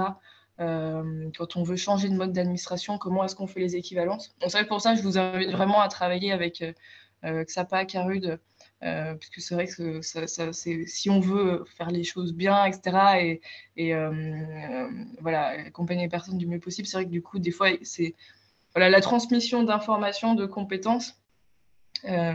Ça peut pas être forcément non plus une spécialisation totale quand voilà, chaque professionnel, je pense, a ses propres apports. Donc, c'est intéressant d'avoir un socle commun, mais aussi, voilà, des fois, ça devient très spécifique. Et donc, c'est là où c'est voilà, tout l'enjeu de la coopération, quelque part, le fait de travailler ensemble. Mais je vous renverrai, du coup, je vais retrouver l'infographie, je pourrais vous la transmettre aussi. Du coup, il y avait alors, donc la chardonnière qui vous donne la possibilité aussi de venir visiter, enfin voilà, de venir constater de vos propres yeux le dispositif de RDR. Donc, ils vous ont donné leur adresse. Et n'hésitez pas aussi pour ça, on parlait de la cartographie au début. Et c'est vrai que la cartographie, bon, nous, ça nous permet d'avoir, comme disait Damien, un certain nombre d'informations, parce que des fois, ça vient de manière voilà, très disparate. Et c'est vrai que du coup, c'est intéressant de bien caler les choses. Ça fait quelques temps qu'on travaille ensemble avec la Fédération des acteurs de la solidarité, mais on ne compte pas s'arrêter. Donc, ça, des fois, c'est bien d'avoir des bases très calées pour savoir un peu où sont les besoins, où sont les problématiques. Mais c'est surtout, voilà, ça sert aussi à constituer cette cartographie. Donc, si vous avez, par exemple, des besoins en termes de coopération, pour monter des coopérations, vous pouvez le signaler. Et à l'inverse, ça permet aussi de voir ce qui se fait sur le territoire. Par exemple, voilà, l'association Rimbaud dont je parlais tout à l'heure, alors je crois qu'ils sont pas là aujourd'hui, mais qui est en train de monter ces coopérations interpartenariales. On le sait aussi parce qu'ils ont contribué à cette cartographie. Voilà, idem avec ceux qui ont bien voulu intervenir aujourd'hui. Et c'est vrai que c'est intéressant de savoir qui fait quoi, éventuellement de passer un coup de fil pour savoir comment ça marche et avoir un peu voilà, le ressenti des autres collègues qu'on essaie de faire du coup aujourd'hui.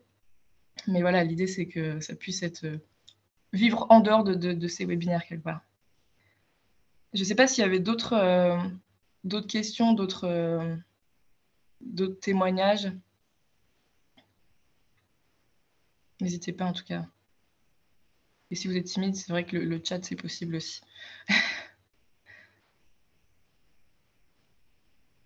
Alors, Damien.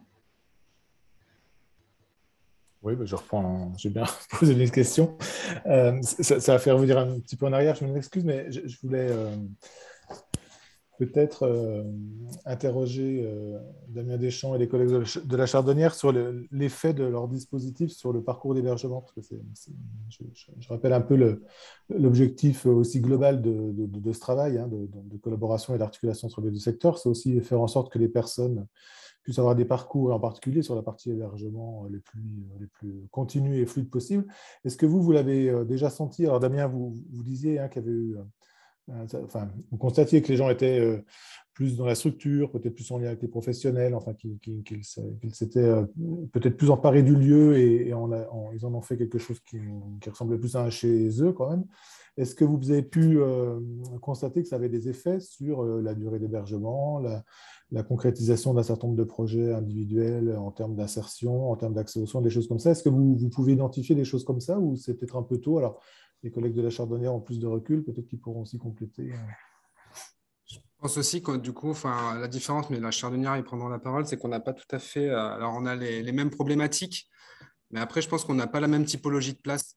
Et ça joue vraiment parce que du coup, nous, par exemple, il y a 11 places SAMU sociales. Donc, c'est vraiment sur la grande errance des personnes qui viennent directement de la rue. Et je pense qu'on n'en est pas à les faire sortir, par exemple, du centre.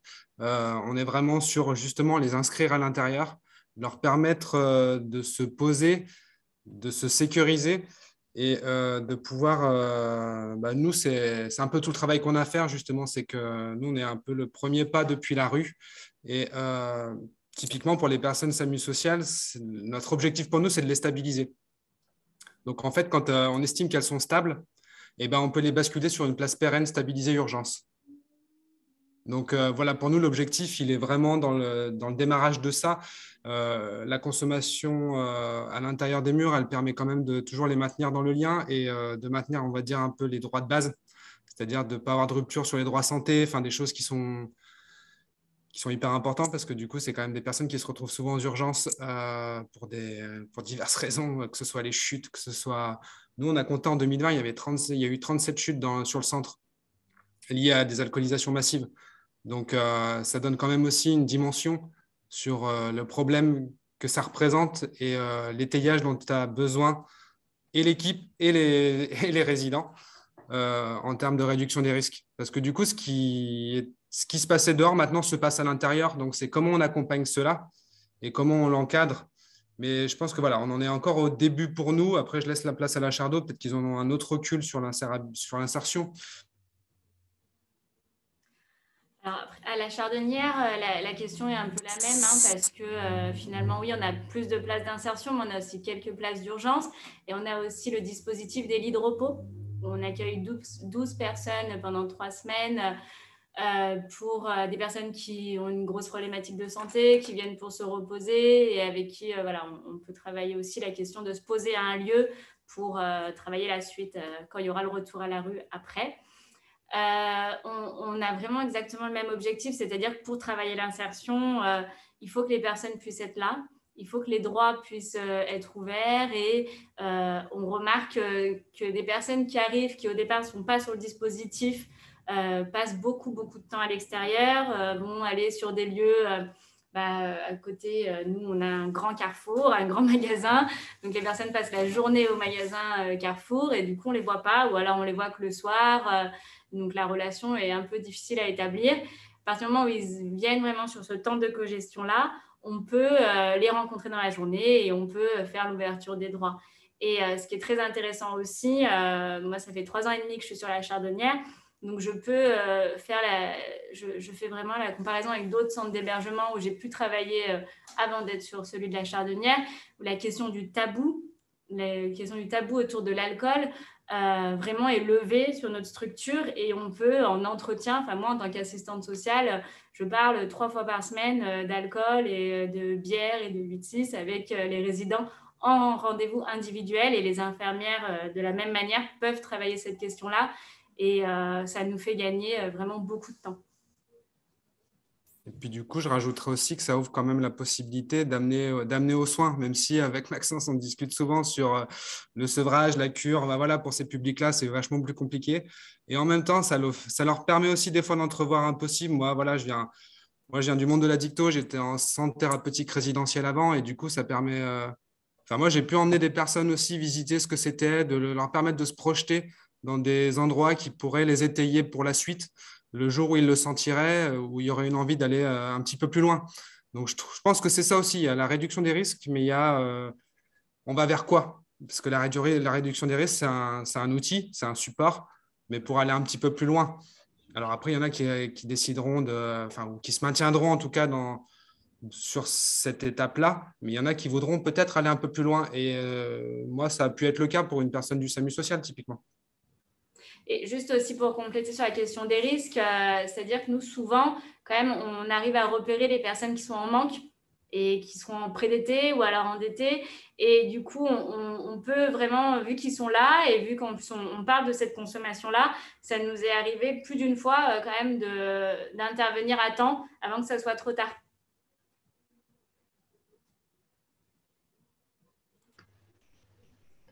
Sur la question, je trouve que c'était intéressant comme question. En plus, vous parliez tout à l'heure, Damien, aussi de bilan que vous aviez fait, je crois, un peu à l'issue des premières étapes que vous aviez fait pendant le confinement.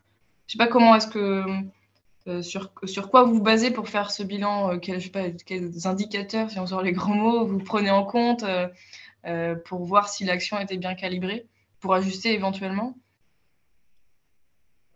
Ce bilan, il a été fait à plusieurs niveaux. Il a été fait en partie avec l'équipe et l'équipe mobile. Du coup, on a pu évaluer la charge de travail, les représentations de chacun et l'évolution de tout ça.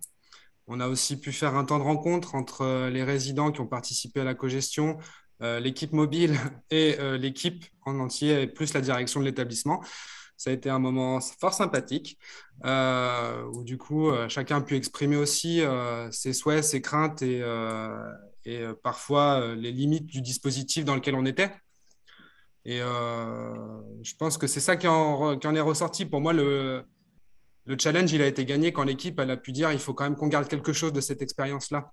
Et je pense que ça voulait dire qu'on avait pu franchir le pas de l'interdit et qu'on avait pu modifier les représentations au niveau de l'institution. Donc, ça a pu être amorcé aussi au niveau des résidents.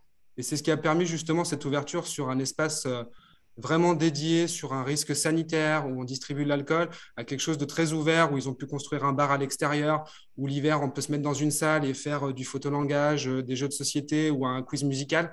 Ben voilà, on est venu sur un lieu de vie, quelque chose qui est de l'ordre d'un support à de l'animation, à de la rencontre. Et pour moi, voilà, le pari il est gagné là-dessus. Mm. Et il y avait aussi une question, alors il y avait un parallèle, une remarque. Je suis infirmière dans une structure médico-sociale où très peu, pas de RDR est réalisé. Notre équipe a du mal à pouvoir se former. Je voulais rebondir là-dessus aussi sur la question de la formation.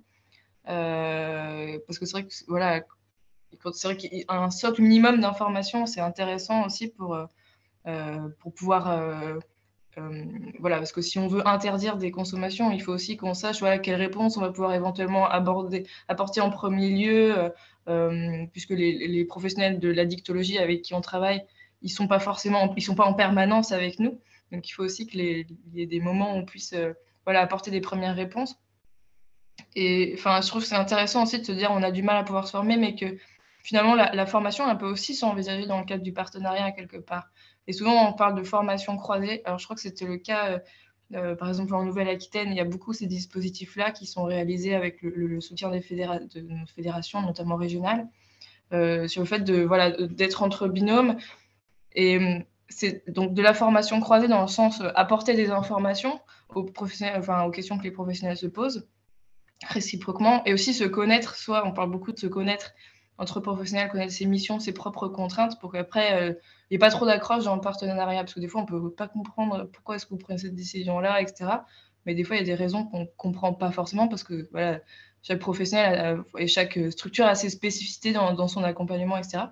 Et c'est vrai que c'est intéressant voilà, de se dire que du mal à pouvoir se former, c'est vrai que ça peut être difficile en termes de temps, etc. Mais ça peut vraiment aussi s'envisager comme une partie intégrante du partenariat, en fait, d'apporter à l'autre structure son propre savoir, ses propres expériences. Après, il peut y avoir aussi une sollicitation quelque part plus temporaire de formateurs, etc. Mais c'est pas pour dire que c'est pas la seule solution au final. Il y avait une question aussi sur observez-vous une autorégulation comportementale sociale depuis la cogestion, notamment sur les soirées et les nuits? Je pense que c'est pour moi, mais du coup, je ne sais pas. Je suppose.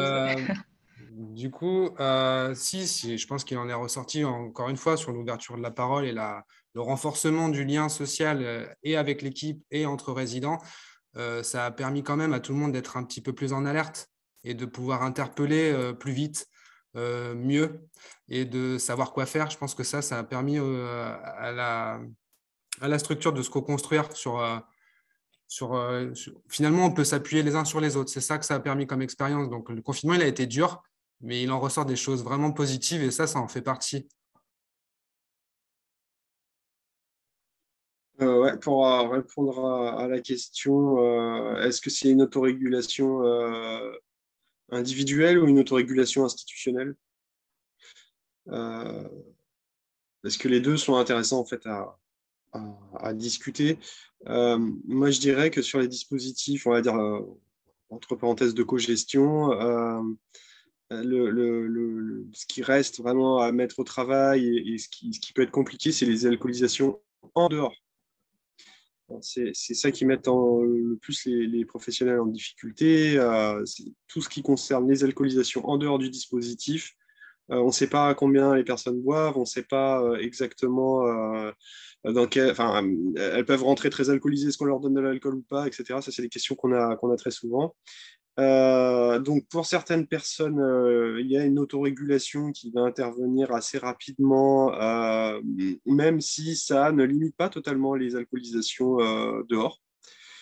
Faut-il absolument que ce soit le cas? Ça, c'est une autre question. C'est-à-dire qu'on peut quand même imaginer que des personnes aient besoin aussi parfois d'alcoolisation plus forte ailleurs pour décompresser, gérer le quotidien, etc. Hein.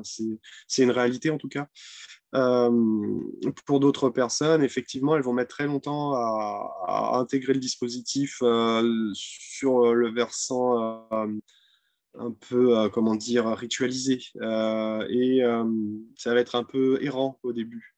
Cela dit, c'est pas pour ça qu'il faut arrêter parce que on contribue quand même à mettre des points de repère dans des alcoolisations qui sont complètement dérégulées. Donc ça peut prendre du temps quand même pour que ça se régule à peu près, que ça se stabilise, que ça se lisse.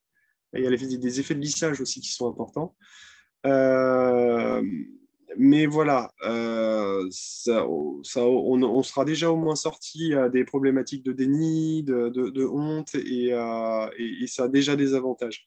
Après,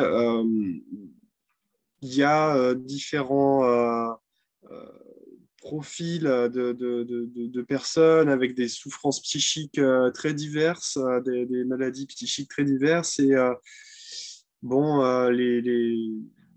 selon si une personne a des tendances au passage à l'acte ou pas, etc. Voilà, il y a toute personne ne réagit pas de la même façon avec ce dispositif, ça c'est sûr, certain. Après, ce qu'il faut dire pour ajouter sur la cogestion du soir, sur le temps, vraiment, le créneau du soir, il est toujours un peu plus compliqué parce que du coup, on arrive en fin de journée où le curseur, il est forcément plus haut, que ce soit en termes de comportement, d'excitation, d'alcoolisation. Et c'est vrai que pour les équipes, c'est beaucoup plus lourd et ça, on peut le souligner. C'est aussi dans les freins qui font qu'à un moment donné, on a pu se poser la question parce que du coup, ce qui se passait dehors, c'est-à-dire que les gens très alcoolisés, ils s'endormaient sur le trottoir. Aujourd'hui, les salariés de l'équipe, ils peuvent être amenés à prendre un fauteuil roulant et amener la personne jusqu'à son lit. Ou alors des personnes qui sont en état d'incurie et dont il faut accompagner. Voilà, c'est des choses beaucoup plus lourdes qui se passent à l'intérieur de l'institution, mais du coup qui sont sécurisées. Donc, on est dans le parcours de réduction des risques avec ces freins aussi. Ça permet de rebondir aussi sur quelque part l'enjeu qu'il y a aussi à prendre tous les professionnels dans la dynamique, quoi. Pas seulement les travailleurs sociaux, mais aussi les veilleurs de nuit, les fonctions un peu support, entretien, etc., parce qu'ils font partie du lieu de vie. Et c'est vrai que du coup, ils peuvent aussi, pour pas aussi qu'il y ait un double discours qui peut être un peu porteur de confusion pour les personnes. Si elles entendent oui d'un côté, non de l'autre, c'est compliqué. Et même pour les professionnels qui ne se retrouvent pas à devoir gérer des situations qu'ils n'avaient pas anticipées, etc. Donc c'est vrai, par exemple, dans certains, pour des structures qui, dans d'autres webinaires, nous disaient que, par exemple, dans la formation, ils avaient vraiment inclus tout le monde. Tous les professionnels étaient formés, etc., et faisaient partie de la dynamique. Donc c'est vrai que ça, c'est aussi quelque chose à avoir en tête, la notion de lieu de vie collectif avec toutes les personnes que ça implique quelque part. Est-ce qu'il y avait d'autres questions, d'autres remarques, apports divers? Sinon, on peut passer rapidement Non, à je suis tout à fait d'accord avec le fait de au moins former tout le monde, tous les professionnels.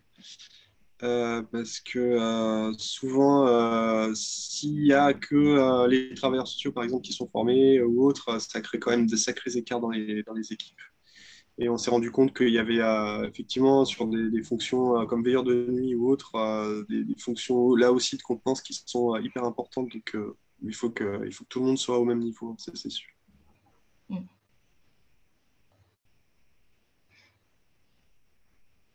Damien, je vois que vous levez le... Ouais, moi j'avais encore une question pour Damien Deschamps. En fait, elle est double. Il y en a une qui est plutôt institutionnelle et l'autre qui est financière. Au niveau institutionnel, vous avez commencé tout à l'heure par dire que l'interdit de l'alcool, c'était quelque chose d'historique.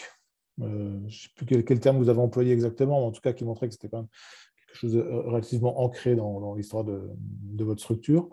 Comment ça s'est passé, cette évolution de position avec la direction de l'association, mais aussi avec le conseil d'administration? Est-ce que c'est quelque chose qui a été travaillé? Est-ce que vous avez dû batailler en interne pour faire entendre votre position? Est-ce que finalement le contexte de confinement a fait que ça s'est finalement imposé assez facilement? Enfin voilà, voir un peu comment la position institutionnelle a pu évoluer sur cette question-là. Et puis la deuxième question, qui est un petit peu plus triviale, mais en même temps, ce n'est pas non plus totalement négligeable.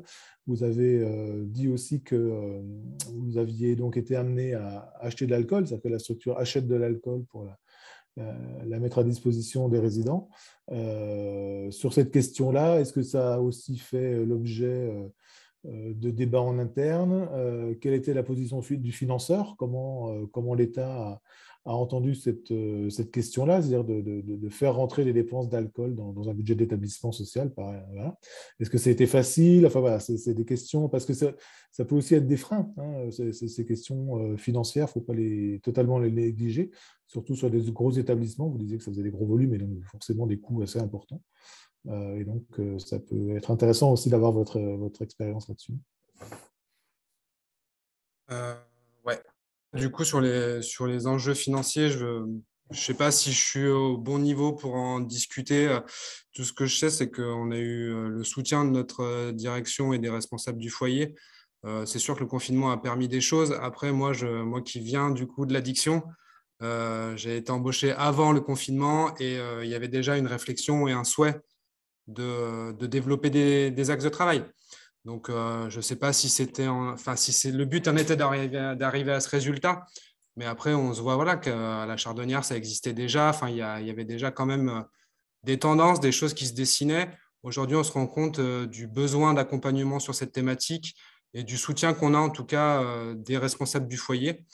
Et après, dans les enjeux financiers, je pense que voilà, enfin moi, je parle pour moi là pour le coup, c'est vraiment, je reste convaincu que c'est quelque chose à défendre, que si on veut vraiment que la RDR elle puisse marcher, notamment dans l'hébergement d'urgence, il faut qu'on puisse l'accompagner et la notion financière doit pouvoir être écartée, en tout cas dans l'accompagnement qu'on a avec la personne.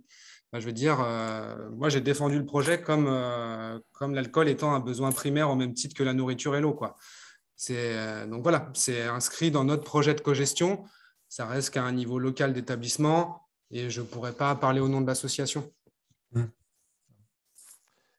C'était moins par rapport à la position en interne que la position du financeur, hein, qui, à un moment donné, peut aussi refuser une dépense en disant ça, c'est pas votre boulot et j'y vais pas. Donc, enfin, je ne sais pas si vous avez la réponse à ça. Enfin, comment la question a été traitée avec la DDCS. Après, il y a la notion de la participation libre. Il y a quand même quelque chose dans le règlement du contrat de cogestion qui vient dire que la personne participe à hauteur de ses moyens. Donc, c'est quand même quelque chose qui n'est pas dans l'ordre de la gratuité, mais qui est dans l'ordre de la contribution à hauteur de ce que je peux. En fait, ce qui peut faire levier aussi, mais qui sera probablement plus global qu'un simple au niveau d'une seule institution, mais c'est les études.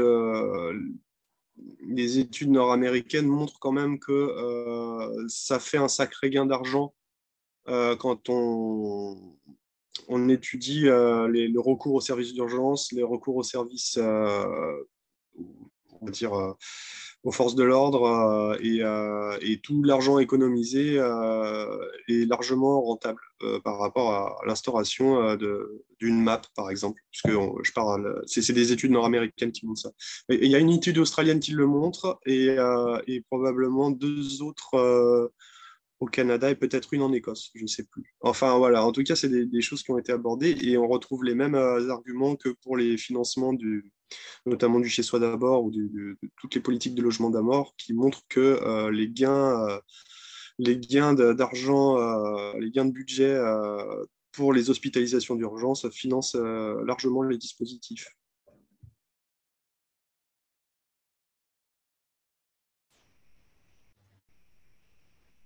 D'accord. Je pense que ça doit répondre aussi à la question peut-être plus RH budget, c'est très lié aussi, ce côté, cet aspect moyen finalement.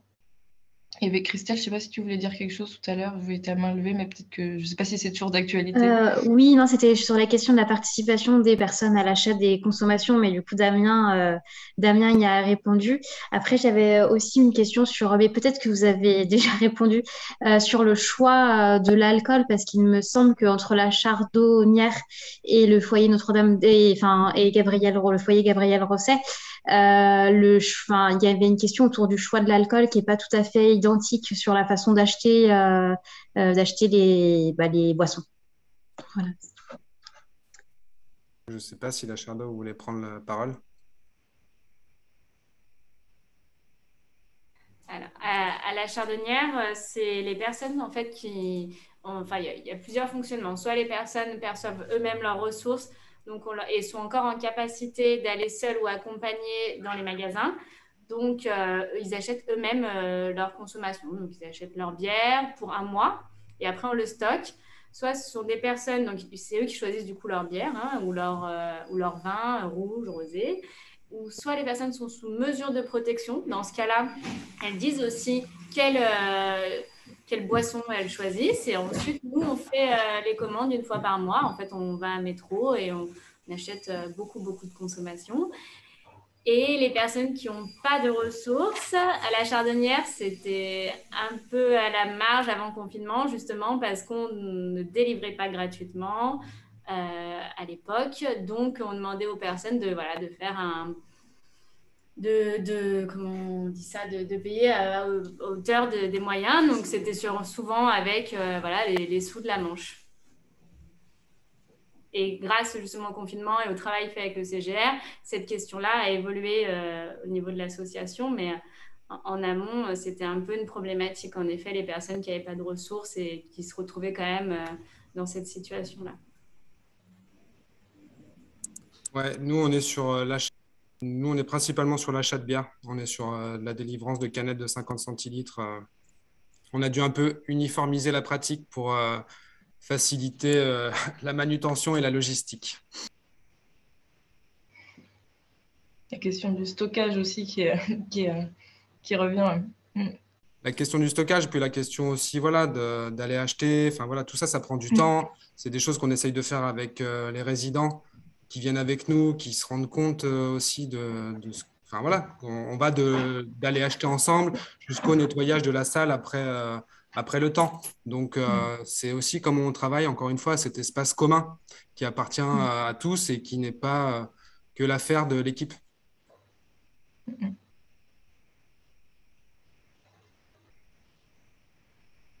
Mais après, oui, voilà, je pense qu'au niveau des financeurs, il y aura des choses à discuter, à retravailler. Après, je pense que nous, on est dans la suite du confinement de 2020 et qu'aujourd'hui, on a réussi à écrire un projet au bout d'un an. Enfin, voilà, on en est encore pour moi, sur des prémices, qu'il y a des choses Mm. à, à sanctuariser, à venir re-questionner, rediscuter aussi sur comment on fonctionne et comment on évalue la pertinence. Mm. De toute façon, je pense que ça évolue dans le temps aussi. Enfin, c'est rarement figé, ces partenariats. Je pense souvent ça évolue aussi dans le temps selon les personnes, selon les professionnels qui sont là. Et ça, du coup, la question d'être enfin, garder un peu en off les quelques questions où on se demande est-ce que ça correspond toujours aux besoins, est-ce que c'est toujours approprié, comment est-ce qu'on fait évoluer Après, ce qui est sûr, c'est que la nous, chose. Alors, il y avait est-il possible de diffuser les projets des dispositifs services? Alors, je ne sais pas si vous êtes en open source quant à vos projets d'établissement. C'est vrai que ça peut être intéressant de voir comment vous avez construit ça. Après, c'est vrai que c'est intéressant aussi quand même de pas forcément de pouvoir s'adapter aussi, de pas, enfin voilà, selon les besoins de sa structure. Donc c'est vrai que Ben, nous, on est en plein chantier de réécriture du projet. Donc, ça va prendre un certain temps. Mais après, pourquoi pas, hein, si la direction. Enfin, je sais pas, c'est peut-être public aussi, les projets de service. Je sais pas. On Mais va questionner. le but, nous, en tout cas, c'est on a envie de partager notre expérience, ça c'est sûr, parce qu'on y voit du sens pour les résidents, pour les gens qu'on accueille. Et on pense que voilà, nous, voilà, on est en mode partage d'expérience. Voilà, moi, je pense Et qu'on vos ira questions. on ira juste demander la validation à notre direction de pouvoir vous transmettre les projets. c'est ça. après, je pense déjà aussi peut-être que s'il y a des questions à creuser, il y a aussi, je pense, la possibilité. Alors, je sais que la chardonnière, du coup, il y a possibilité d'aller voir sur place. Et c'est vrai que pour savoir un peu comment ça se joue, quelles questions ils se sont posées, etc. Parce que c'est vrai que c'est ça qui est intéressant quand on pense un projet pour la structure, c'est de savoir quelles questions on se pose au final pour pouvoir construire un peu un projet sur mesure. Et c'est vrai qu'identifie bien les questions, mais je pense souvent les questions qui reviennent, c'est quels sont les besoins des professionnels, quels sont les besoins des personnes accompagnées, et comment est-ce qu'on trouve des réponses adaptées à ces besoins en termes de, voilà, de cadre, mais aussi de moyens, etc. Alors, il y avait Christelle qui voulait aussi. Oui, c'était juste pour ajouter que du coup la chardonnière, le foyer Gabriel Rosset et puis aussi le CHRS Ribou qui est pas présent aujourd'hui, ou en tout cas je ne crois pas qu'il soit présent aujourd'hui, ont fait l'objet d'une évaluation étude de la part de 2 sociologues et d'étudiants en licence de sociologie ou de sciences de l'éducation, j'ai toujours un doute, et que du coup ce rapport il est presque finalisé normalement, que les 3 structures devront le recevoir et il va y avoir une présentation de ce rapport-là. Et à partir de la validation de toutes des 3 structures, le rapport, normalement, il pourra être diffusé. Et dans ce rapport-là, il y a quand même aussi pas mal d'éléments sur la mise en place des 2 dispositifs de cogestion pour les 2 foyers et pour le lever de le lever de l'interdit au CHRS Ribou, donc qui n'est pas tout à fait le même fonctionnement que pour la Chardonnière et le foyer Gabriel Rosset. Mais ça se modifie à Ribou aussi, en ce moment même. Oui, ça évolue.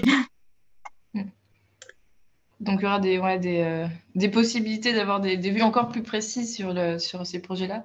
Il y a aussi des supports qui existent, hein. Je reparle de ce document AMPA et MMPCR. Et pareil, ils avaient fait en annexe, il y avait pas mal d'éléments sur les règlements de fonctionnement, des exemples un peu de règlements adaptés. Ils ont mis aussi des exemples un peu de bilan, comment est-ce qu'ils se servaient, comment est-ce qu'ils évaluaient leur action, quels indicateurs ils prenaient en compte, etc. Enfin, il y avait des choses assez concrètes. Donc, enfin, voilà, il y a aussi déjà des petites choses qui existent de ce point de vue-là. Et c'est vrai que sur le guide Travailler ensemble aussi, il y a aussi quelques exemples de coopération qui ont été menées. Enfin, l'idée, c'était aussi d'avoir déjà ces apports concrets. Donc, il ne faut pas hésiter à aller voir aussi. Je pense que dans les documents qui existent en parallèle, il y a aussi voilà, quelques pistes pour construire voilà, quelque part ses actions, son partenariat. Alors du coup, voilà, n'hésitez pas encore si vous avez des questions. Après, sinon, on peut aussi avancer un petit peu. Il y avait la question de la réduction des risques liés au tabac, etc., tout à l'heure, qui avait été évoquée avec la vape du cœur. Et en fait, on voulait aussi revenir un petit peu dessus de manière rapide hein, pendant ce webinaire, parce qu'en plus, on est en train de finaliser. Je ne sais pas si vous avez vu passer, parce qu'on en parle depuis quelques temps. Ça fait 3 ans qu'on est sur un projet commun tabac et précarité avec la Fédération des acteurs de la solidarité. Tapreosi, de son petit nom, on a l'air de toujours trouver des sigles, donc plus personne ne se souvient jamais de ce qu'ils veulent dire. Mais on est en train de finaliser du coup des outils qui seront disponibles la semaine prochaine normalement. Donc on voulait un peu vous en parler. Et pour revenir sur, sur un peu les leviers d'action en ce qui concerne le tabac, parce que c'est vrai que souvent c'est pas forcément c'est pas forcément la priorité, mais on se dit que bon, à défaut d'être la priorité, c'est vrai que c'est quand même bien aussi de pouvoir en parler avec les personnes et les professionnels. Et du coup, pour vous donner quelques éléments un peu sur les enjeux autour du tabagisme chez les personnes en situation de précarité, donc déjà, la prévalence est plus élevée chez les publics qui sont en difficulté socio-économique. Mais au-delà de ça, ce qui est aussi intéressant de noter, c'est que souvent la dépendance est plus forte chez ces personnes-là et qu'il n'y a pas autant de tentatives d'arrêt qui sont faites et que les tentatives d'arrêt sont aussi moins souvent... elles échouent plus souvent pour diverses raisons, parce qu'il y a aussi, alors, il y a plusieurs raisons. Il y a l'environnement qui est très pro-tabagique, puisque une prévalence plus élevée, c'est plus ancré dans les pratiques. Il y a aussi un moindre accès aux campagnes de communication et des outils qui ne sont pas forcément connus, parce qu'il y a pas mal d'outils qui existent en termes de tabac, pour aider à modifier sa consommation, mais qui ne sont pas forcément bien connus par les personnes. Et c'est aussi du coup pour ça qu'on a voulu travailler sur cette question-là. Et ce qui était intéressant pendant ce projet, c'est de voir qu'en fait, on est revenu sur les grandes étapes quelque part de la coopération entre structures. C'est-à-dire souvent travailler sur cette question-là comme un projet aussi, comme une partie intégrante du projet d'établissement, avec une réflexion éventuellement sur le règlement intérieur et ce que ça suppose, parce que pareil, le tabac fait aussi partie des substances licites, donc on ne peut pas se contenter de juste interdire, etc. Mais en même temps, c'est vrai que c'est intéressant d'avoir vraiment intégré quelque part la prévention, la prise en compte du tabagisme dans la vie de la structure. Et après, on a aussi développé sur tout ce qui était travailler en lien avec les professionnels aussi spécialisés en addictologie, parce que le tabac, c'est quand même spécifique de prendre en compte et d'accompagner la consommation, parce que il y a des connaissances en termes d'apport nicotinique qui sont un peu particulières. Donc c'est vrai que c'est aussi intéressant de travailler en coopération sur cette question-là. Et il y avait aussi la question d'aller vers les personnes et d'essayer de travailler avec elles l'objectif qu'elles voulaient par rapport à leur consommation. C'est-à-dire les informer, leur donner les informations nécessaires pour qu'elles puissent faire des choix par rapport à leur consommation. Donc on a travaillé sur ces différents leviers d'action. Et pour venir aussi sur la question des outils, parce qu'il y avait la vape du cœur qui est vraiment, c'est vrai que c'est une association qui fait vraiment un excellent travail là-dessus. Mais du coup, je trouve que c'est aussi à envisager de manière un peu plus générale, puisqu'il y a aussi les substituts nicotiniques, qui sont des outils très probants, etc. Donc c'est important de pouvoir les inclure dans la prise en charge. Donc du coup, il y aura pas mal d'outils qui seront disponibles dès la semaine prochaine. Donc on vous invite aussi à pouvoir les consulter. D'autant que c'est des choses qui permettent aussi de se remettre en tête les grandes étapes de la coopération qu'on a pu évoquer un peu en filigrane tout du long de ce webinaire. C'est vrai que ça peut être intéressant aussi de voir comment est-ce que la RDR tabac, ça peut être aussi une porte d'entrée pour traiter d'autres problématiques, au même titre que il y en a qui le font avec la RDR alcool, et qu'à chaque fois, ça peut être une porte d'entrée pour aller travailler ensemble, et après, au fur et à mesure, avoir une approche un peu plus générale.